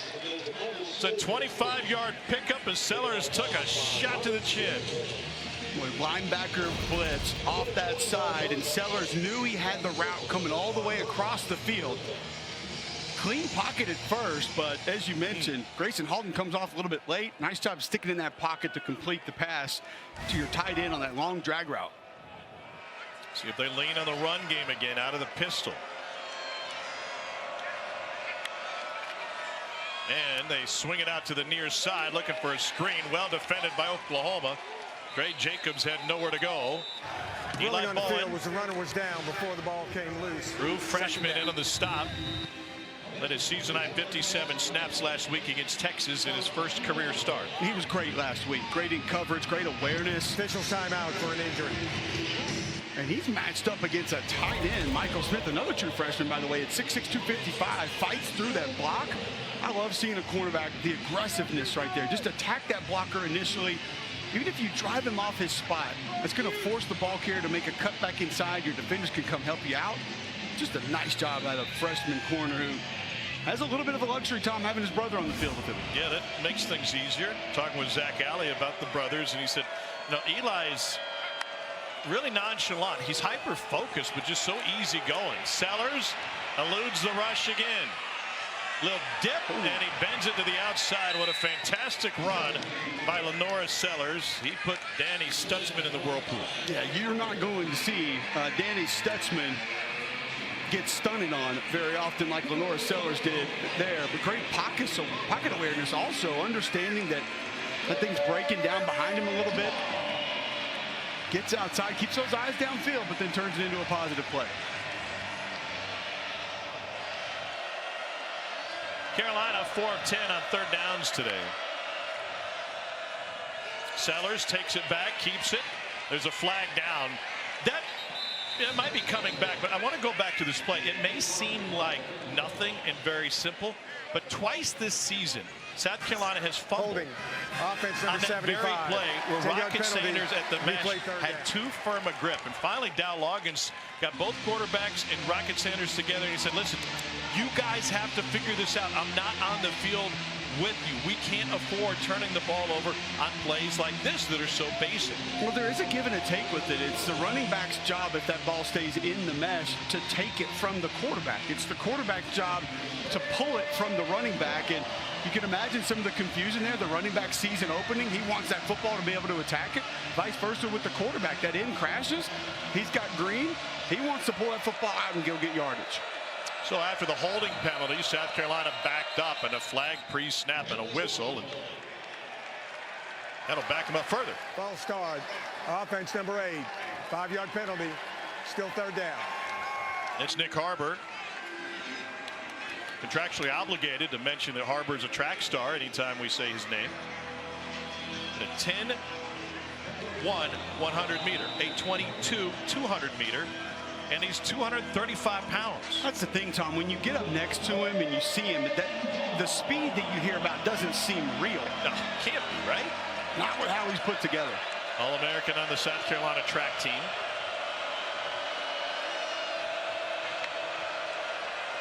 Three-man rush. Whoa! Sellers with the Houdini move. And a second effort gets to him. Grayson Halton cleaned up what David Stone started.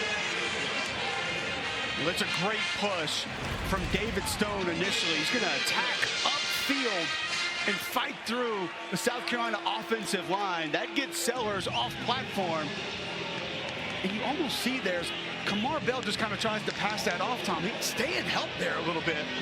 Doesn't, and that allows Stone to get Sellers outside of the pocket just a little bit more, and then Halton finishes it off. Peyton Bowen back to receive this punt from Kai Kroger, so a couple of penalties and then the sack. Bowen takes a fair catch at the 10 for a 41-yard punt. Jackson Arnold back out with the Oklahoma offense when we return, and the Sooners searching for answers. Check out the good hands plays brought to you by Allstate. This South Carolina defensive front having its way today. They have gotten their hands on the offensive linemen to get off of them onto the quarterbacks of Oklahoma. Plural. And it has been off the edge. It has been pressures. It has been interior defensive linemen wreaking havoc for the Oklahoma offensive line and Oklahoma offense in general. Have not been able to maintain that group today. Sooners need to find something. They risk going with 3 points or fewer in back-to-back games for the first time since 1995. The gap for Javante Barnes.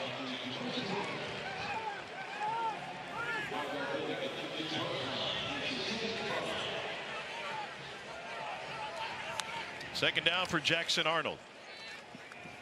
There was so much excitement around Jackson when we had Oklahoma in the Alamo Bowl, finally getting an opportunity with Dylan Gabriel off to Oregon. And he was inconsistent but showed promise in that game. And he told us earlier this season, I just got to keep my feet underneath me, stay in the pocket, not turn the ball over. And when he's at his best, he can do that. But when he's faced pressure, he gets skitty in the pocket. Well, Tom, he's got all the ability. Jeff Levy told me he's the most talented quarterback he's ever worked with, just from a tool standpoint. But you're right. Once it gets past the quick distribution, he tends to get a little erratic. Levy now the head coach at Mississippi State. That one delivered on time. And J.J. Hester takes it out just shy of the 40-yard line. A rare chunk play for Oklahoma. It goes for 23 yards. Oh, nice runoff route from the slot. You hit the crosser right over the middle of the field. Arnold hands it off, and Javante Barnes with a physical run. Tom, even on that crosser, though, you almost saw like the one extra pat from Jackson Arnold. Just go ahead and let that ball go. And the stutter step. It reminds me of the conversation we had in Kalen DeBoer's office a couple weeks ago about Jalen Milroe. Arnold on time the perimeter. And he said what we really worked on with Jalen is that three-step drop, hitting that back foot and letting it fly, and the rhythm that a quarterback can get into.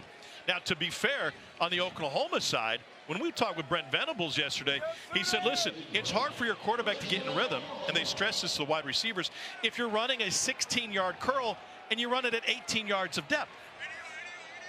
There's a lot more that goes into it than just the throw and the catch a lot of times. They've been forced to play a lot of youngsters on the offensive side. Arnold cannot escape the Carolina pressure. It's another sack for South Carolina, 6th of the game. And Jatius Gear, it's another big tackle for the Cocks. Okay, so slide protection again all the way across, and you're going to have the back on a linebacker, and that's just not going to work out very often. You talk about slide protection like dads who are basketball coaches talk about playing zone defense with your 13-year-olds. Most dads probably shouldn't be trying to coach the team from the bench, but Arnold on the run. Pressured again. But one of your criticisms of it is it simplifies it to a fault. Too much. It gives you extra bodies. It gives you a quick wall of defense. It cannot be your go-to because coordinators like Clayton White, who told us, Tom, I spent the entire offseason learning how to attack things like slide protection. It's what these D coordinators are doing. You think they're behind the game? You don't think they're trying to get ahead of new age offenses? And it's going to put backs on linebackers, backs on defensive ends, tight ends on defensive ends. Those are not favorable matchups for your players. OU 3 of 10 on third down today. Play clock at 1. They just get it off. They use the entire clock. Arnold going deep. Man has a step. It's caught. Brennan Thompson into the end zone. The first touchdown in 2 games for Oklahoma is a 54-yard strike to the speedy Brennan Thompson. Sooners will leave the offense on the field and go for 2.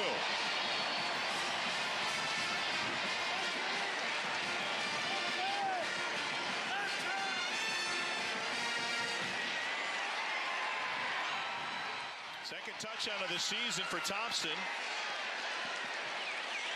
Let's go for Dos, brought to you by Dos Equis. They're 1 of 3 on 2-point conversions this season. And they'll put the ball over the left hash. Barnes is the tailback.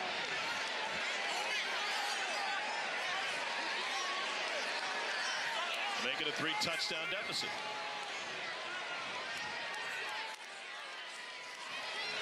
Arnold shovel pass. Stop shy of the goal line. It's Bowers sharp. Taka Hemingway ended up with it. Shovel pass all the rage in college football. So is having a quarterback able to hit on deep passes. Arnold to Thompson. Felt like cover 3, corner, got to run to that deep third, a little bit late on it. They busted with the hook defender staying home. And Jackson Arnold stealing for the first Oklahoma touchdown of the day. All right, Dari, thanks. Great to have the Tulsa native as an OU graduate on hand for this one. By the way, this is only the second game in the state of Oklahoma that South Carolina has ever played. They had a win at Tulsa back in 1948. You know who led them on that win, right? Feel free to tell me. Cadillac. Got the last name? Wodiak. Steve Wodiak, the Cadillac, drafted by the Steelers. Numbers retired there for Gamecock football, number 37. I hadn't seen the tape on him, but he sounded like a baller. That sounds like a good field trip. To OKC, where Norman's own Trae Young returned with the Hawks for a preseason game against the Thunder.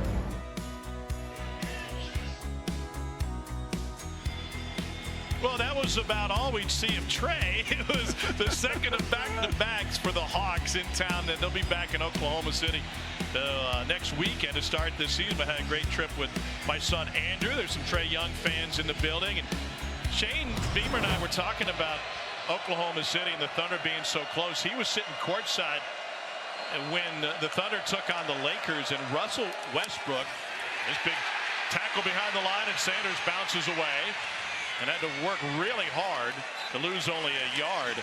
Russell Westbrook had a game against the Lakers where he had 20 points, 21 assists, and 20 rebounds. Just the second game in NBA history a player went 20-20-20. Wilt Chamberlain had done it before 1968. Shane said, I loved it. Wife Emily and I sitting right there on the court, feet on the wood for a historical night. 2nd and 12 for Lenore Sellers. Sellers has all day and finally scrambles out of bounds as Danny Stutzman escorts him to the sideline. Thought he could have had that check down to the back a little bit earlier. Rocket Sanders almost throws him a block near the sideline, but did not get to it quickly enough.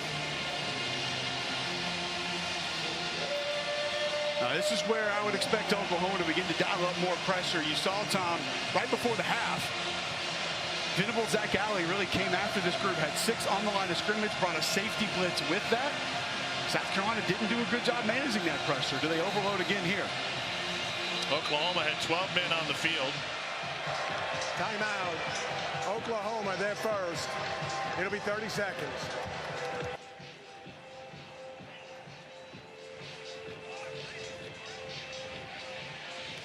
So 6:14 to go in the third quarter. Trae Young, of course, a Norman native and had one of the best seasons in college basketball history playing for OU. And he and his family, along with the city of Norman, opened up Young Family Athletic Center on the north side of town. And a great contribution, not just from Trae and his foundation, but what a beautiful facility right here in town and available to the youth. Not just hoops, they got All sorts of activities available. When's the last time you went swimming? This summer. A lake, pool, or a pond? Definitely not a pond. Pond would be good for Probably you. pool. Caught up with Trey at the Houston game. Talked some football with him. Really cool guy.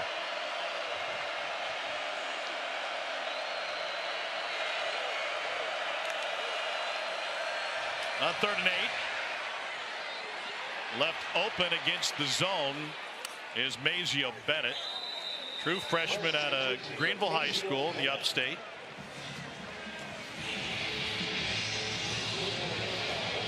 Cole, I think this is your new favorite wide receiver. I talked with Mazio Bennett this week. He said at age 4 when he started playing football, his first position was O-line.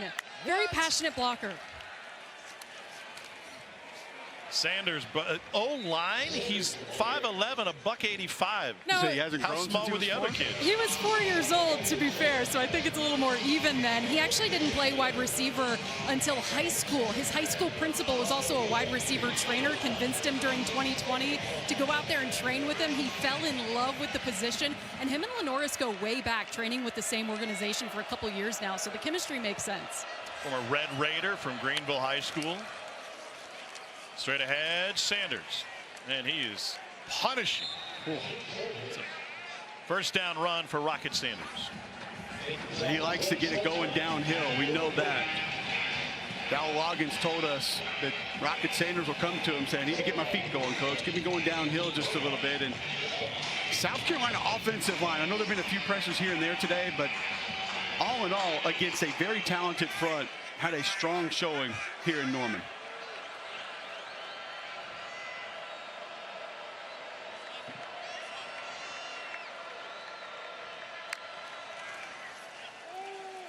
Sanders again got stood up at the line of scrimmage. It's a half yard. Jaden Jackson, very promising player for this Sooners program. It's the first true freshman to start on the defensive line for Oklahoma in the opener since Tommy Harris in 2001. And only the 4th in school history to do so.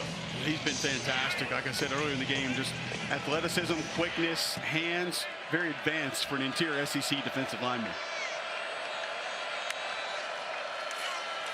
2nd and 9. Pressured. And Sellers gets tripped up past midfield. Set up 3rd and medium. So if you're Dal Loggins, where do you go here? You know, you saw some heavy pressure last couple of series on 3rd and medium, 3rd and longs. It's one thing when I passed down in the hallway, he said earlier, I'd like to get some more 3rd and manageables.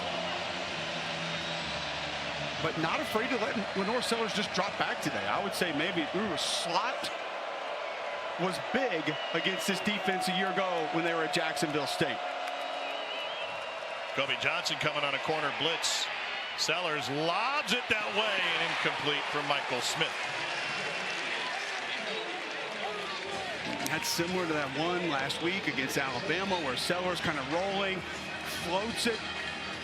That one's not really overthrown, in position for Smith to be able to make a play on. These are tough throws. There you see the pressure coming right up the gut from Grayson Halton again. And oh man, a little more air under that one. You got a big game.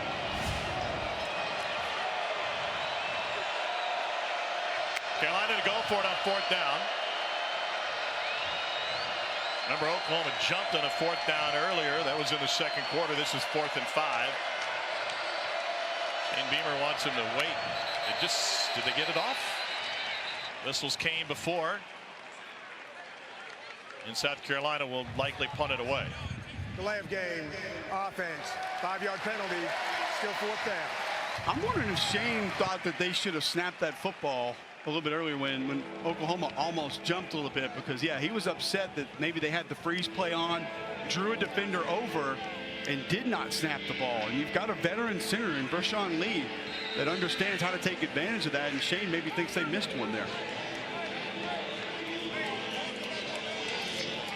So here's Kai Kroger to punt it away.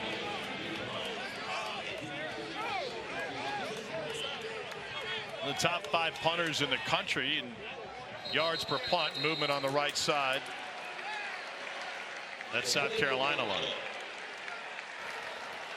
False start. Kicking team, number 33. 5-yard penalty. Still 4th down. Kroger is 3rd in the nation, averaging 48 yards per punt. He's had a couple go farther than that already today.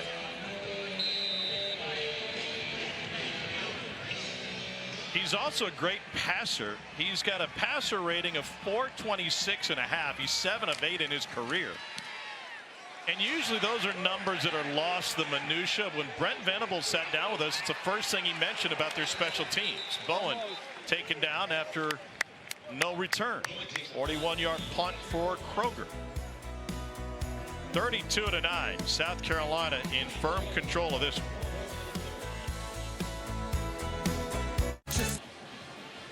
Well, the challenge for Brent Venables continues after this one, and he said every time we have our staff meetings on Sunday and meet with the team later, it's all about moving forward. Well, this is a tough track going forward. In Oxford against a top 20 Ole Miss team, they have to go to Missouri on November 19th. Renewal of that old Big 12, Big 8, Big 7, Big 6 Missouri Valley rivalry. Alabama here, and then on the road to Baton Rouge. That is not a reassuring schedule going forward for a team that's likely to start the year 4-3 with a loss today. There are a couple of just nasty finishes in this league this year. We all see what Florida has. You look at Georgia's last month of their season. We just saw what Oklahoma has left. Do you think that would preclude this league from getting to 9 conference games? Just the severity of some of these schedules? I don't think so. I think it's going to happen at some point in time, but I don't think that the difficulty of the schedules is going to be what prevents it. Arnold. Too much juice on that one, right through the hands of his intended receiver. And one thing that may help that, Tom, we get to the playoff this year. None of us really know exactly how this is going to go. We're going to have to retrain our brains on 2-loss teams, maybe even 3-loss teams, and how they're viewed and how we look at those teams where they used to just be out of contention now may squarely be in it, even with a couple weeks left in the season. More of an NFL mentality. The Chiefs lost 4 regular season games last year. No one questioned that they were one of the best at the professional level. Arnold sandwiched again. There's a flag down in the direction of holding. Arnold may have gotten back to the line of scrimmage before Bam Martin Scott got to him.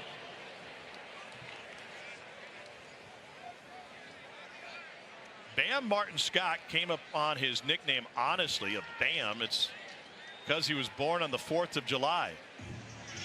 So those fireworks going bam every birthday, and it stuck with him. That's a great nickname for a defensive Personal player. foul, hands to the face, offense number 58. That penalty is declined, 4th down. Spencer Brown. I guess we've moved past the Flintstones era where that's going to affect it. It might still be a Pebbles out there somewhere.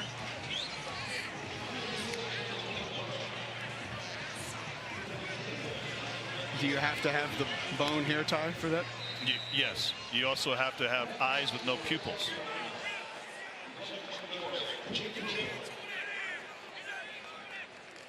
Low snap, handled well. And a knuckleball caught at the 32-yard line. Well, we showed you some of the key opponents on that forthcoming schedule for Oklahoma. Got a 99% chance to knock off the Black Bears of Maine. And otherwise, Missouri on the road, your best chance to win, according to ESPN's FPI. Well, I would say matchup perspective, good news is the Ole Miss offensive line is not playing great. Missouri's offensive line hasn't looked great for a 2nd consecutive week. Your front may be able to have some success there. Alabama, LSU, I can't help you a lot with those. Don't feel like those are great matchups for you. LSU's defense, with Weeks coming on the way that he is, Blake Baker's got them playing at a different tempo. I think a lot of people thought going in, if you can manage the passing game, you can put up a pretty good fight, but that defense coming on quickly. Lenore Sellers, 15 of 22 for a $176, and he goes down. And Oklahoma picks up a sack thanks to Grayson Hall. 4th of the day for the Sooners. Just a 4-man rush, and we're going to get another twist on the inside, kind of a stutter rush, and then down in and loop around. This is what you're going to get, and it's an excellent job from Grayson Halton. See him, that penetration, initial just stick on Vershawn Lee, the center.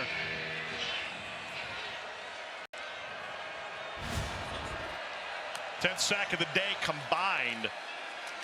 Alyssa, it's a bad day to be a quarterback. It certainly is, and you just saw Lenora Sellers hit the turf that play before. It's what the South Carolina coaches are down here on the sidelines emphasizing, guys. Despite the scoreboard being 32-9, Coach Beamer visibly frustrated with both his offense and his defense at this point. More so the offense, certainly, but the offensive coaches telling skill position players down here, guys, be on your details. Now is the time as we enter that fourth quarter that hasn't fared well for South Carolina. Two blown leads against top-notch opponents, including last week against Alabama. It was a fumble that keyed the Alabama comeback. Across the middle to Harbor. Stopped by Stutzman. That's the play earlier, Tom, when the screen was blown up and they had Harbor going the opposite direction. So Dow Loggins comes back to it here, except he doesn't throw the screen to the top. He gets a little drag route from Harbor, but the screen took the attention last time of the Oklahoma defense. It did not take it on this particular play. Now Loggins, second year as the OC for Carolina, 16 years in the NFL, including 7 as a coordinator.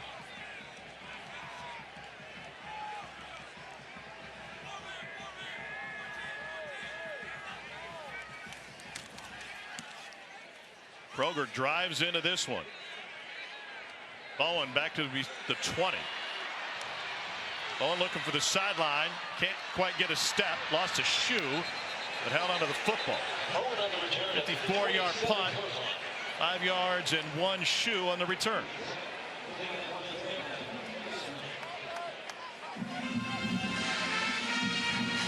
Did you hear Mark Stoops post-game last week? He was talking about attention to detail with one of his freshman running backs. He was asked, why isn't he playing more? You see this shoe just get stripped off. And he said, you know, it's really simple. He had a run in the game where his shoe came off. And it came off because it wasn't tied. If you can't tie your shoes, I can't depend on you to be in the game. Denard Robinson still played. Yeah, he did. That was a different era. There's always those guys that have their chin strap unbuckled, or now you see guys with 2 mouthpieces hanging from their face mask. I don't know what that is for. Arnold spikes it. By the way, saw Mark's brother Bob. Probably the first time in Norman he's been referred to as Mark's brother. Second down. Number 2 was in the area. We would have guys that didn't have their ankles taped or no ankle braces, and you always wonder, how is he not just injured all the time? There's always a little equipment snafus. Certain guys just do things a certain way. Did it prevent him from scoring or picking up first down yardage? If that was the case, then I get it. But if it's prevented him from being on the field because he lost his shoe. Guys get their helmets ripped off all the time. To the slant. It was still just a hair behind J.J. Hester, but good enough for a big gain and just short of the first down. You see how smooth he is when that timing and that rhythm is there. Jackson Arnold can just make it look really easy. And they're able to pick it up on the ground with Javante Barnes. By the way, big one for Kentucky tonight. They're at Florida on an SEC Saturday night matchup. This is the end of the Third quarter comes to an end here in Norman. First ever meeting between the Gamecocks and Sooners, and that South Carolina defense waving goodbye early.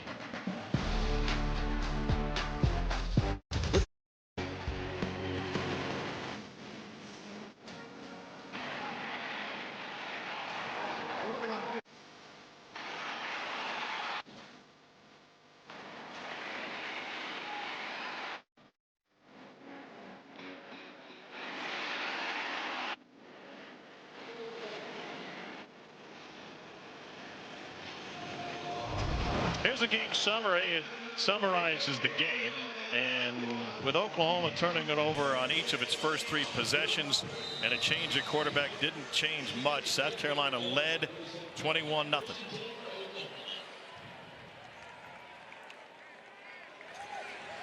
be interesting going forward for Oklahoma. They went to Michael Hawkins Jr. to try and get a spark to this offense. And he provided that at times. So starting Auburn was the first road start for an Oklahoma freshman quarterback since Troy Aikman got the start at Kansas his opening year.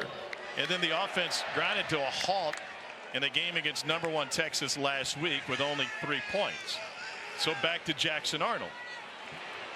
The pass is complete on a bobbling catch by Javante Barnes. And with the schedule going forward, Barnes is shaken up on the sideline. Where does Oklahoma go from here? I think what you've seen from Jackson Arnold, Tom, specifically in the intermediate throws, if he can get into a rhythm, he can give you a few things. We saw the one pass for touchdown down the sideline. Either way, you got to find a way to short things up front and offset some of the pressure, but they're moving the pocket a little bit. Keep in mind, too, whichever quarterback in the game, your top 5 receivers coming into the season are out.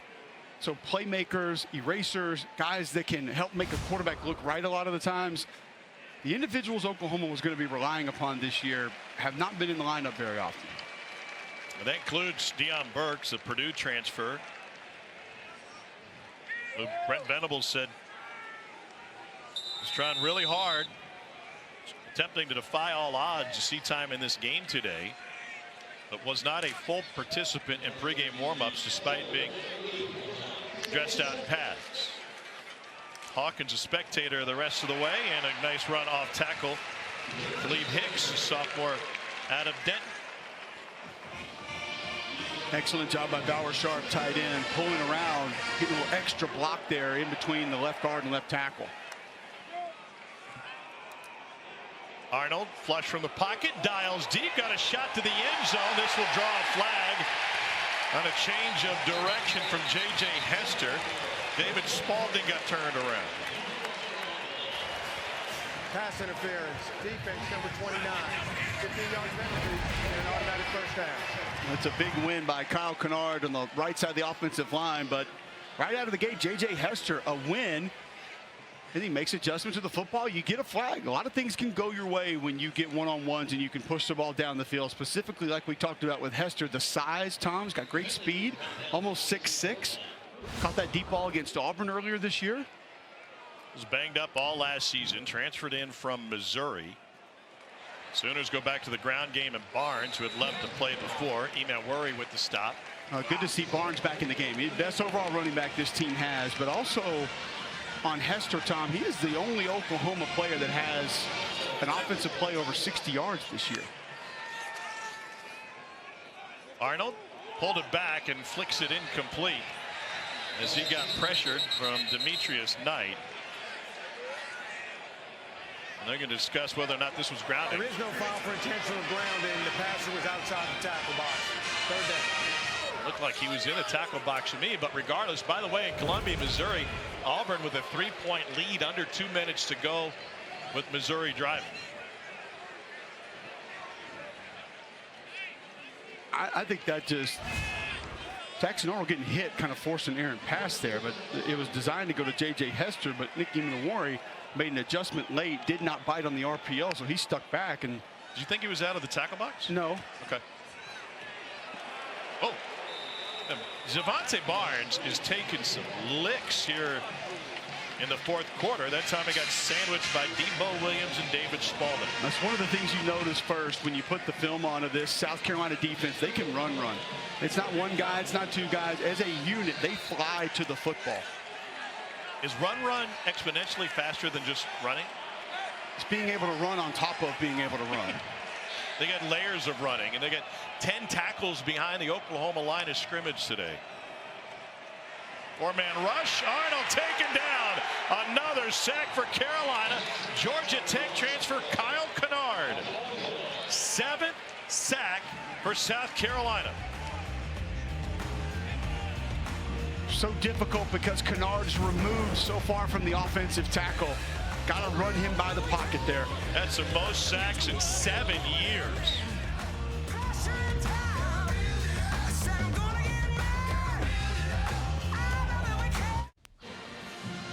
Welcome back to Norman. We've talked throughout the course of the day about how it's a homecoming of sorts for the Beamer family. Spent a couple of years here. Their kids made a ton of friends here, so it was an exciting comeback for them to get to visit all of them. And they also gained another family member while they were here in Norman.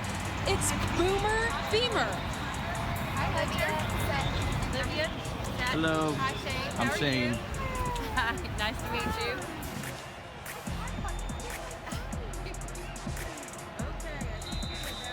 Well, my favorite part about them getting their dog while here in Norman is that that's the Shane cam. Shane Beamer was filming that whole thing. So children Sutton, Olivia, and Hunter have certainly grown since then. Alyssa, I thought the coolest part of your story, not just the dog, right, but the fact that those kids came back and they had a chance with Emily yesterday to go visit the friends that they made years ago when he was an Oklahoma assistant. Yeah, a lot of love here. Coach Beamer told me before the game, he's emotional, you know, coming back to a ton of places that he's worked at before. This one definitely hits different for this family. Well, you have a Beamer connection. You're a South Carolina grad. There's a big-time sack for Oklahoma.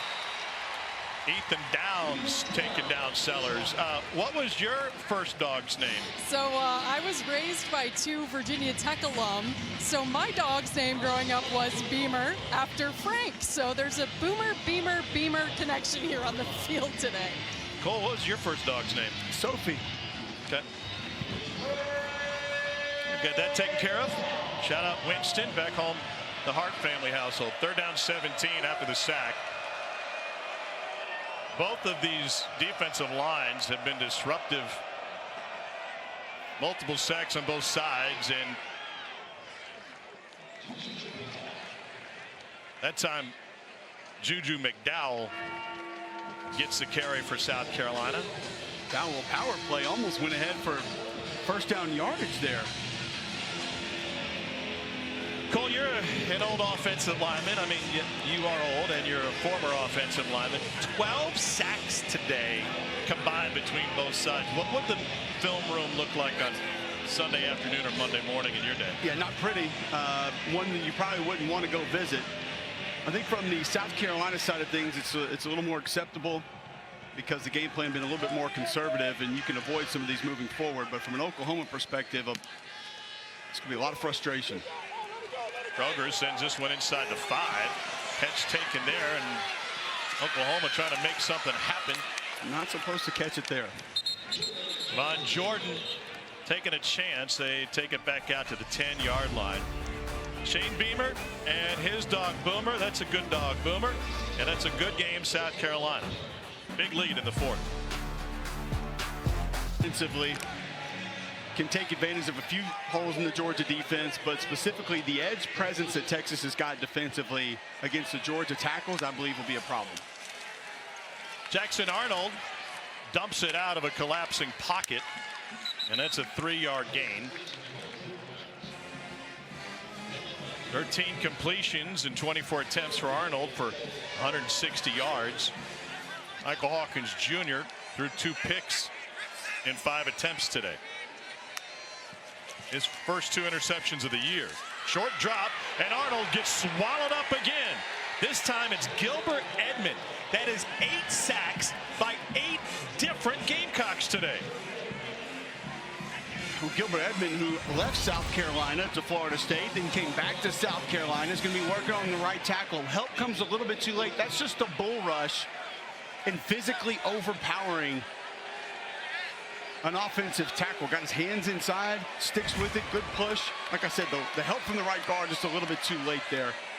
The old boomerang portal, huh? You leave and you come back. Prodigal son. Gilbert Edmond, and 8 sacks for South Carolina. Arnold rolls out and finds Barnes, who makes a man miss, and lots of football. South Carolina pounces on it at the 21-yard line. It's another giveaway. Bam Martin Scott with the recovery.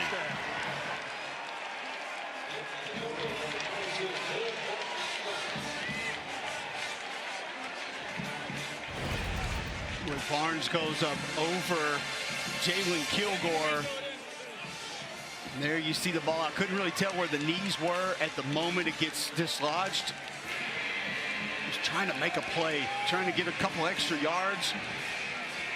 4th takeaway for the South Carolina defense, and the 6-year player out of Fort Wayne, Indiana, Bam Martin Scott, ends up finding it. And Javante Barnes has been taking some shots all day today. A lot of times when you get those check downs and the little outlet throws, defenders have a clean run at you.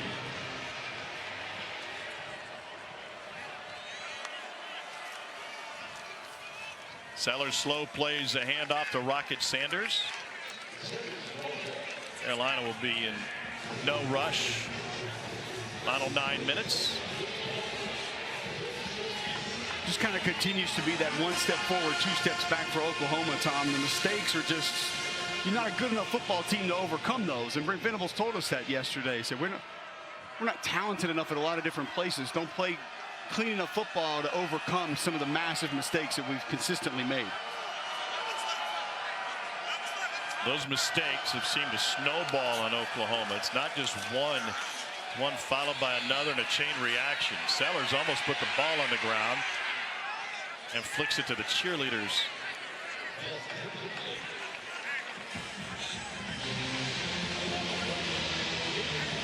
Third down coming up.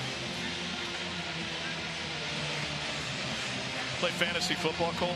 Terrible at it. If you had South Carolina in your fantasy team, their defense would have gotten you 4 turnovers, 8 sacks, and 2 touchdowns. That's a 28-point fantasy afternoon for South Carolina's D. It's more than Jaden Daniels got me last week. I bet. Well, it's the dream of an outing for the South Carolina staff. Rocket Sanders. What a job by Clayton White, by the way, in his 4th year as a DC here. Played at NC State before 3 years in the NFL. And what a wonderful visit with him and the excitement that he draws in getting this team ready. It's been a sensational season for the defensive unit for South Carolina. When he said a GA, his senior year at NC State was Manny Diaz. And that's who he actually went and did some of that summer study with. And what a win for Diaz and his team last night. But always self-scouting, always looking for ways to improve. Didn't just rest on the fact that they had some talented defensive linemen. Oklahoma drops off thinking maybe a fake. The 32-yard field goal from Herrera is good. 35-9. We approach the midway point in the 4th quarter. Shane Bierman is homecoming to Norman has brought havoc with him. 4 turnovers, 8 sacks, and a historic day for the Gamecocks. In a row, guys.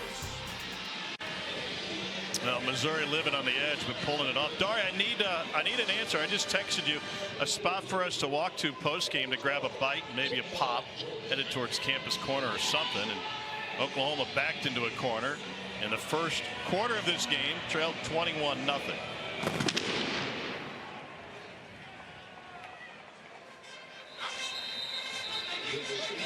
There's some crazy mad chickens on the defensive side. This has been the story of the game, just wreaking havoc up front. The South Carolina defensive line and linebackers. Debo Williams, a little bit of pressure there. Kyle Kennard off the edge. The interior of that defensive line's gotten a nice push as well. We've seen multiple edge rushers, not just the top 2, make plays, finding a way to get the football on the ground. There has been no consistency, no rhythm, no feel on offense for Oklahoma today. And Clayton White's front 7 has been a massive reason why. And if you're South Carolina, with the numbers that they've put up today and the offense continuing to refine, that one delivered, threading a needle for the completion to the freshman wide receiver, Jacob Jordan. This thing going forward for South Carolina, it is certainly not an easy schedule, but this gives you great belief, especially with its performances against both Alabama and LSU. They get A&M at home. They go to resurgent Vanderbilt. Missouri at home. And after a walk over Wofford, they'll get Clemson once again in the rivalry game to close the regular season. 2nd down 2. On time and on a dime, J.J. Hester, ball out again, and Hester is able to crawl back for it. The ruling on the field is a catch and a fumble recovered by the offense. 2nd down. See if his knee was down before that ball came out. Correction, 3rd down. Oklahoma going to run to the ball, looking at a 3rd and short. Nope. No. Kind of got high-load a little bit there. The officials were in substitution mechanics when the ball was snapped. The ball will be reset. 3rd down.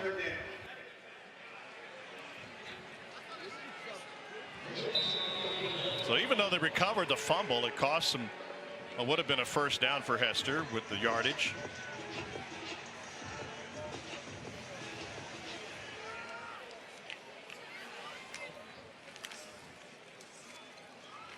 This is a major fall off in offensive production from year to year for Oklahoma in many different ways.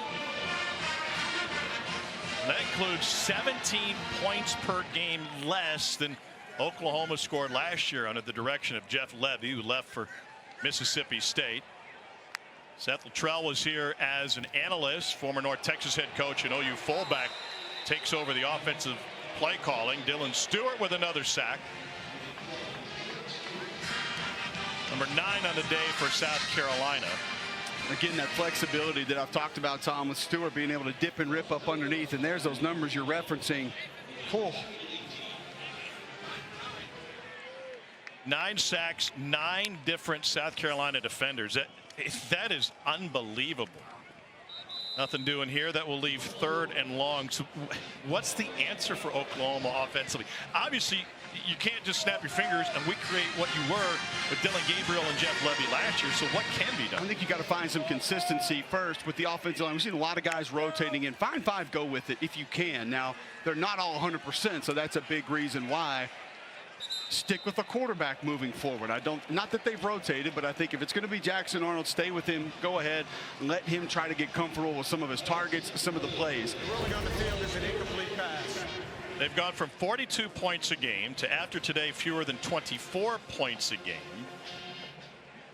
And they're on pace for the fewest points per game since 1998, when John Blake was the head coach. Rex Ryan was the defensive coordinator. Sam Pittman was coaching the O-line. They finished 5th in the Big 12 South. They only had 2 offensive players drafted off that team. Wait a second. You had a staff with Sam Pittman and Rex Ryan on it? Yeah.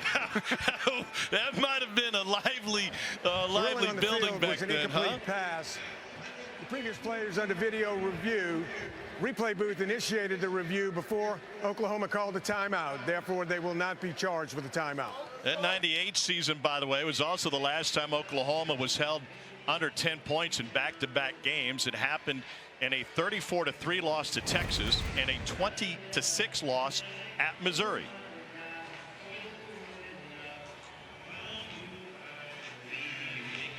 Catch or no catch? That toe comes up right as it looks like he gets the ball in his hands.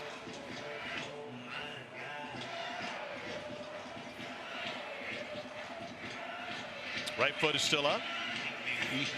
Tough to tell from that angle. You could make an argument that it was down when the ball hit his hands.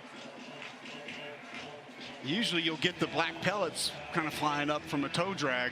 That was if you were playing on artificial turf, but this is a grass field here. So you wouldn't get them there. You might get a blade of grass or some sand then. Yep.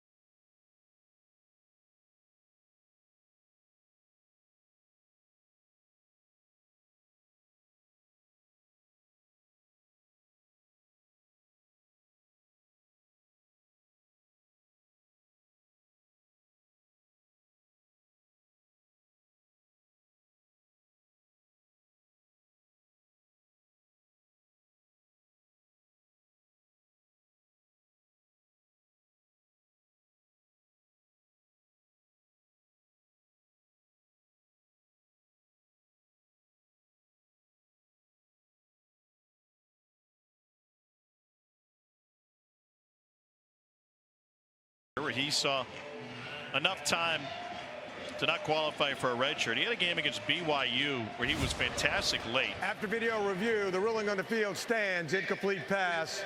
4th down. Not confirmed, just stands. And this coaching staff really bragged on him in that BYU game where he checked at the line of scrimmage on a 3rd and 7 play to a slant that ended up being the game clinching first down with about 2 minutes to play in the game.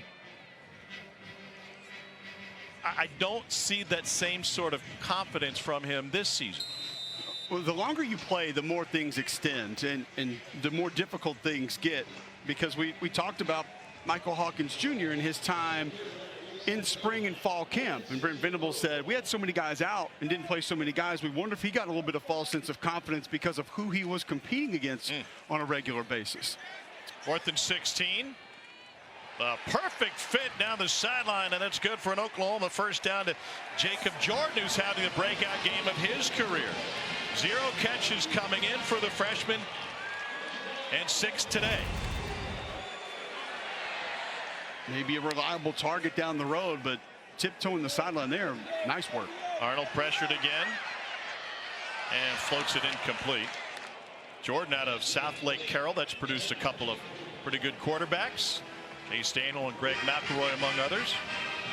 And now pretty good wide receiver in Jordan's breakout game. Pretty good quarterback playing tonight, also from South Lake Carroll. Yeah, it's true.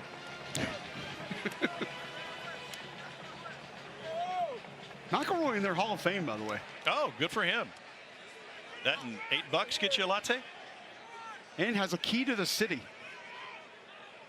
Lord knows what he would use that key for. Incomplete. McElroy also has a key to the city in Gadsden, Alabama. He's the only person who has 2 keys to 2 cities. Might be why the Gadsden pub went out of business. The Yellow Wolf probably disagrees. 4:46 to go in the 4th quarter. Oklahoma in danger of losing back-to-back games and falling to 4-3 on the season thanks to South Carolina's penetrating defense. Most sacks for South Carolina since 1996.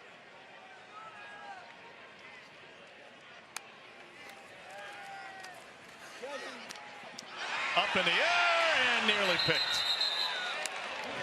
David Spalding was that close. And Tom, that might be the craziest part about all the sack numbers you've thrown out today.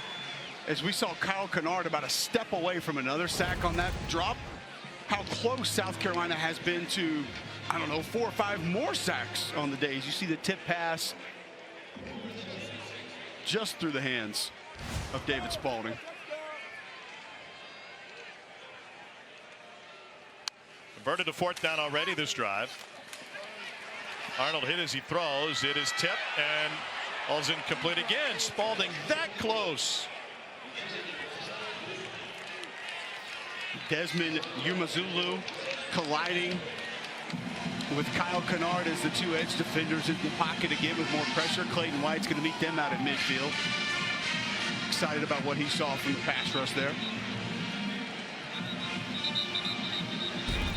4:36 to play in this one. South Carolina accomplishing big things today despite losing to LSU. Ole Miss was a beatdown, and Alabama in the last moment. 4th quarter leads against Tigers and the Tide. And here's what's remaining for the South Carolina team. You could say that is a tough schedule, or you could say it is an opportunity. A&M, Missouri, Clemson, all top 20 teams.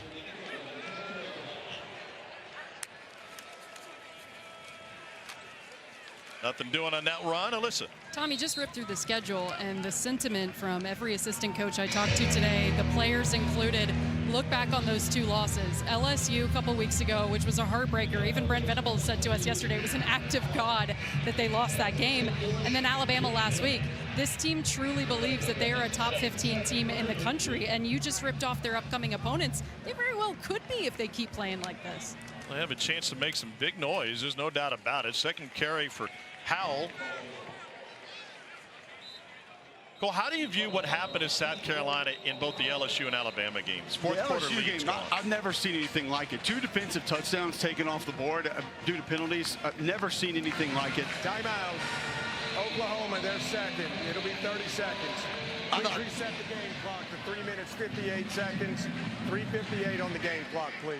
I thought Clayton White, South Carolina defensive coordinator, had a great plan against LSU. I thought LSU made great adjustments, and we've mentioned it throughout the course of the season, Tom. The iPads are bringing that to life so much faster now than they have in the past. Teams know immediately what you're doing. There are no questions. There's no wondering. So you have to have a backup plan, and then a backup plan to that, and then maybe another plan, multiple alternative plans throughout the course of games. But to be able to bounce back the way they did, a lot of times that will buckle you, a loss like that. That's one that will cost you another game or two down the road. And I didn't think the Ole Miss game was necessarily a beatdown. You had a cornerback that fell down in coverage, a jump ball down the field, and you couldn't get it done in the red zone offensively. And then the Alabama game, that was just mistakes down the stretch. But to have opportunities in those games, ones that most people probably said they wouldn't even be in those football games, and then to come back and continue to play with the intensity and the fortitude that they have, that tells me that what Alyssa says might be able to come to fruition, that they could get some big wins here still down the stretch. Robbie Ashford finds Devon Campbell. It is a rarity to come into this building and find a win against Oklahoma. And throughout their time in the Big 12, they had more Big 12 championships than home losses. Now, first year in the SEC, it is certainly shifting. Conference title would take a miracle run for this Oklahoma team. 14 Big 12 titles since '99 of 14 home losses, and that will get inverted today. Only 14 home losses since Bob Stoops took over as the head coach.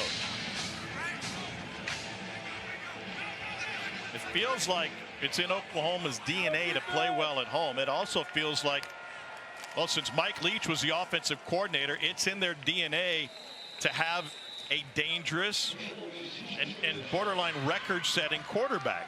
You can go back to '99. You can talk about Josh Heupel and what they did through the air raid, or you can just go back to when Baker Mayfield showed up and started slinging the ball all over the field. They have had elite signal callers. That is not the case today or this year, even though they thought they had it in five-star Jackson Arnold. Thought you were going to, and I'll go back to some of the injuries. As Seth Luttrell told us that Mike Leach taught him early in his coaching career, the more freshmen you play, the more growing pains you're going to have. And due to injury, they've had to play a lot of youngsters on this squad. South Carolina goes to its third quarterback of the day. And Oklahoma able to blow it up. Take down Davis Bevel, and a timeout taken. This is the 2-minute timeout. Timeout on the floor as Davis Bevel's first snap ends up in an Oklahoma sack. South Carolina 2 minutes away from going to 4-3 on the year. Gator. Well, South Carolina started the party early, and they started it dropping a hammer on Oklahoma with a scoop and a score, a pick six, and 9 sacks by 9 different players. Most in a game since at least 1996.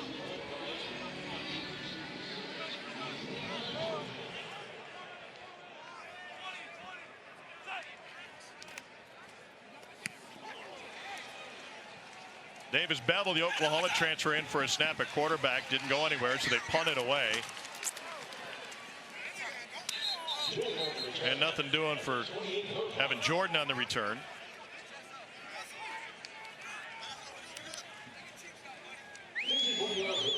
.148 remaining, 35-9 is a lead. Jackson Arnold still out there with the offensive unit.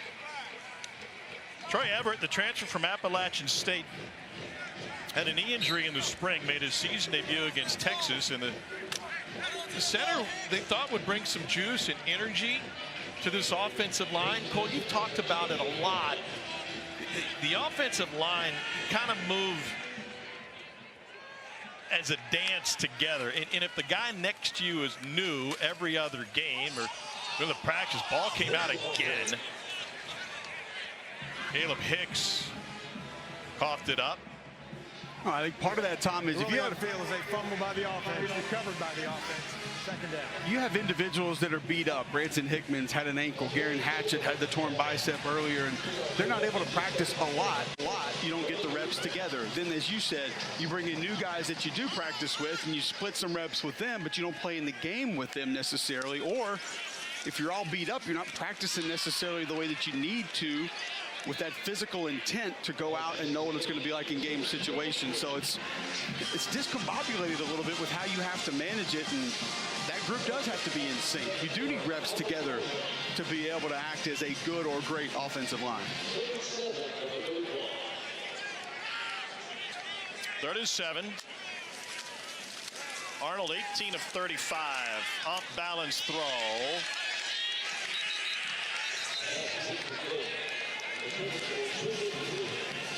But a lot of that you're referencing, Tom, I mean, the guys get beaten one-on-one. I mean, that last play, Jacob Sexton gets beat inside. We've seen tackles outside, inside, bull rush. You got to find a way to win some one-on-ones at the end of the day. Center, guard, tackle. You have to find a way not to allow your opponent to be able to get past you and get to your quarterback. Arnold steps away. Well, it'd be really interesting to hear what Jackson Arnold has to say after this game. We know what his prep was like from this coaching staff, that he stayed on top of it despite being demoted to second string. They're trying to make something happen with this patchwork offensive line and this very young wide receiver core. Go back to what we said earlier, Tom, that the coaching staff told us. He has put in all the work. He hasn't checked out mentally, emotionally. He's been in the facility going through his process on a daily basis. Meanwhile, South Carolina comes to Norman for the first time. They're moved to 2-0 in the state of Oklahoma. Oklahoma had 15 possessions. The Oklahoma offense on those possessions scored 9 points. The South Carolina defense scored 14 points. And the Gamecocks heartbroken in fourth quarter giveaway losses to both LSU and Alabama. Come on the road and get a massive program-defining win for a team that was living on the edge under Shane Beamer, especially when it comes to post-game hopes. This will go a long way, moving South Carolina back to a bowl and giving them much-needed momentum.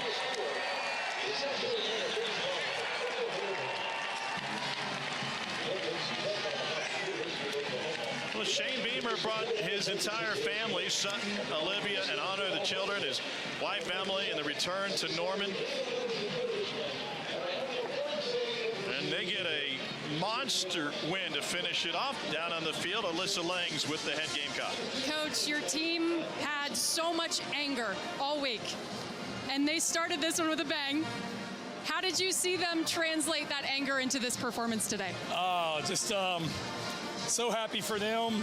You know, I think coming off the heartbreaking loss that we had last week, I think so much of our players, their mentality this week was enough's enough. And they played like it. We said one of the keys for us every single week, I think I may have told you, is to win the turnover battle. And this week it was to dominate the turnover battle. And Nikki and those guys, they took that personal on defense. So what a start. So much respect for Coach Venables and their program. We knew points were going to be really hard today, but just so proud of our guys to come off the heartbreak of last week, to come into another road environment in the SEC.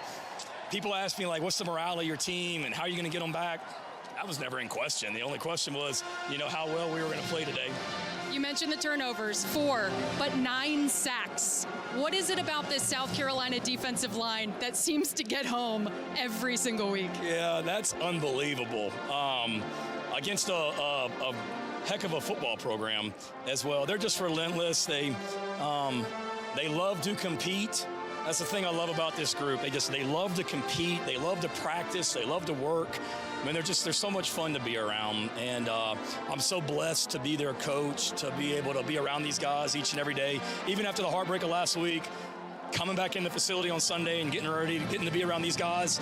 They hurt, but they went right back to work, and they showed it today. Finally, Coach, I know you wanted this win, but coming back here, you said to me before the game was emotional.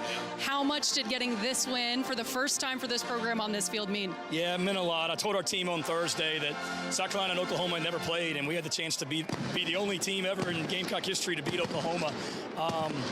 But no, there's a lot of memories here, personally, professionally, and it's because of the great people here at OU. I'm so blessed to have had 3 awesome years here. it's pretty cool coming back. I didn't really talk about it. In fact, TJ Sanders told me all game, like, we got to get you a win against your alma mater. I'm like, well, this ain't my alma mater. But I worked here for 3 years, so we didn't make a big deal about it. But, you know, some guys made some comments, and just at the end of the day, just really happy for them. Congratulations on the win, Coach. Yep, thank you. It's the 6th largest road win in SEC history for South Carolina. And Shane Beamer talked about that opportunity. Tom Cole with Alyssa down on the field. And, man, to take the season and pivot where they were with those heartbreaking losses of both LSU and just last week against Alabama shows a great maturity for this team. I don't think there's any doubt. To continue to grind, I mentioned the intensity during the game, to continue to play hard and not make some of the same mistakes later in a game that you had earlier in the season. And like Coach Beamer said, you're the only South Carolina team that's ever defeated Oklahoma. You come on the road and get a dominant win the way that is.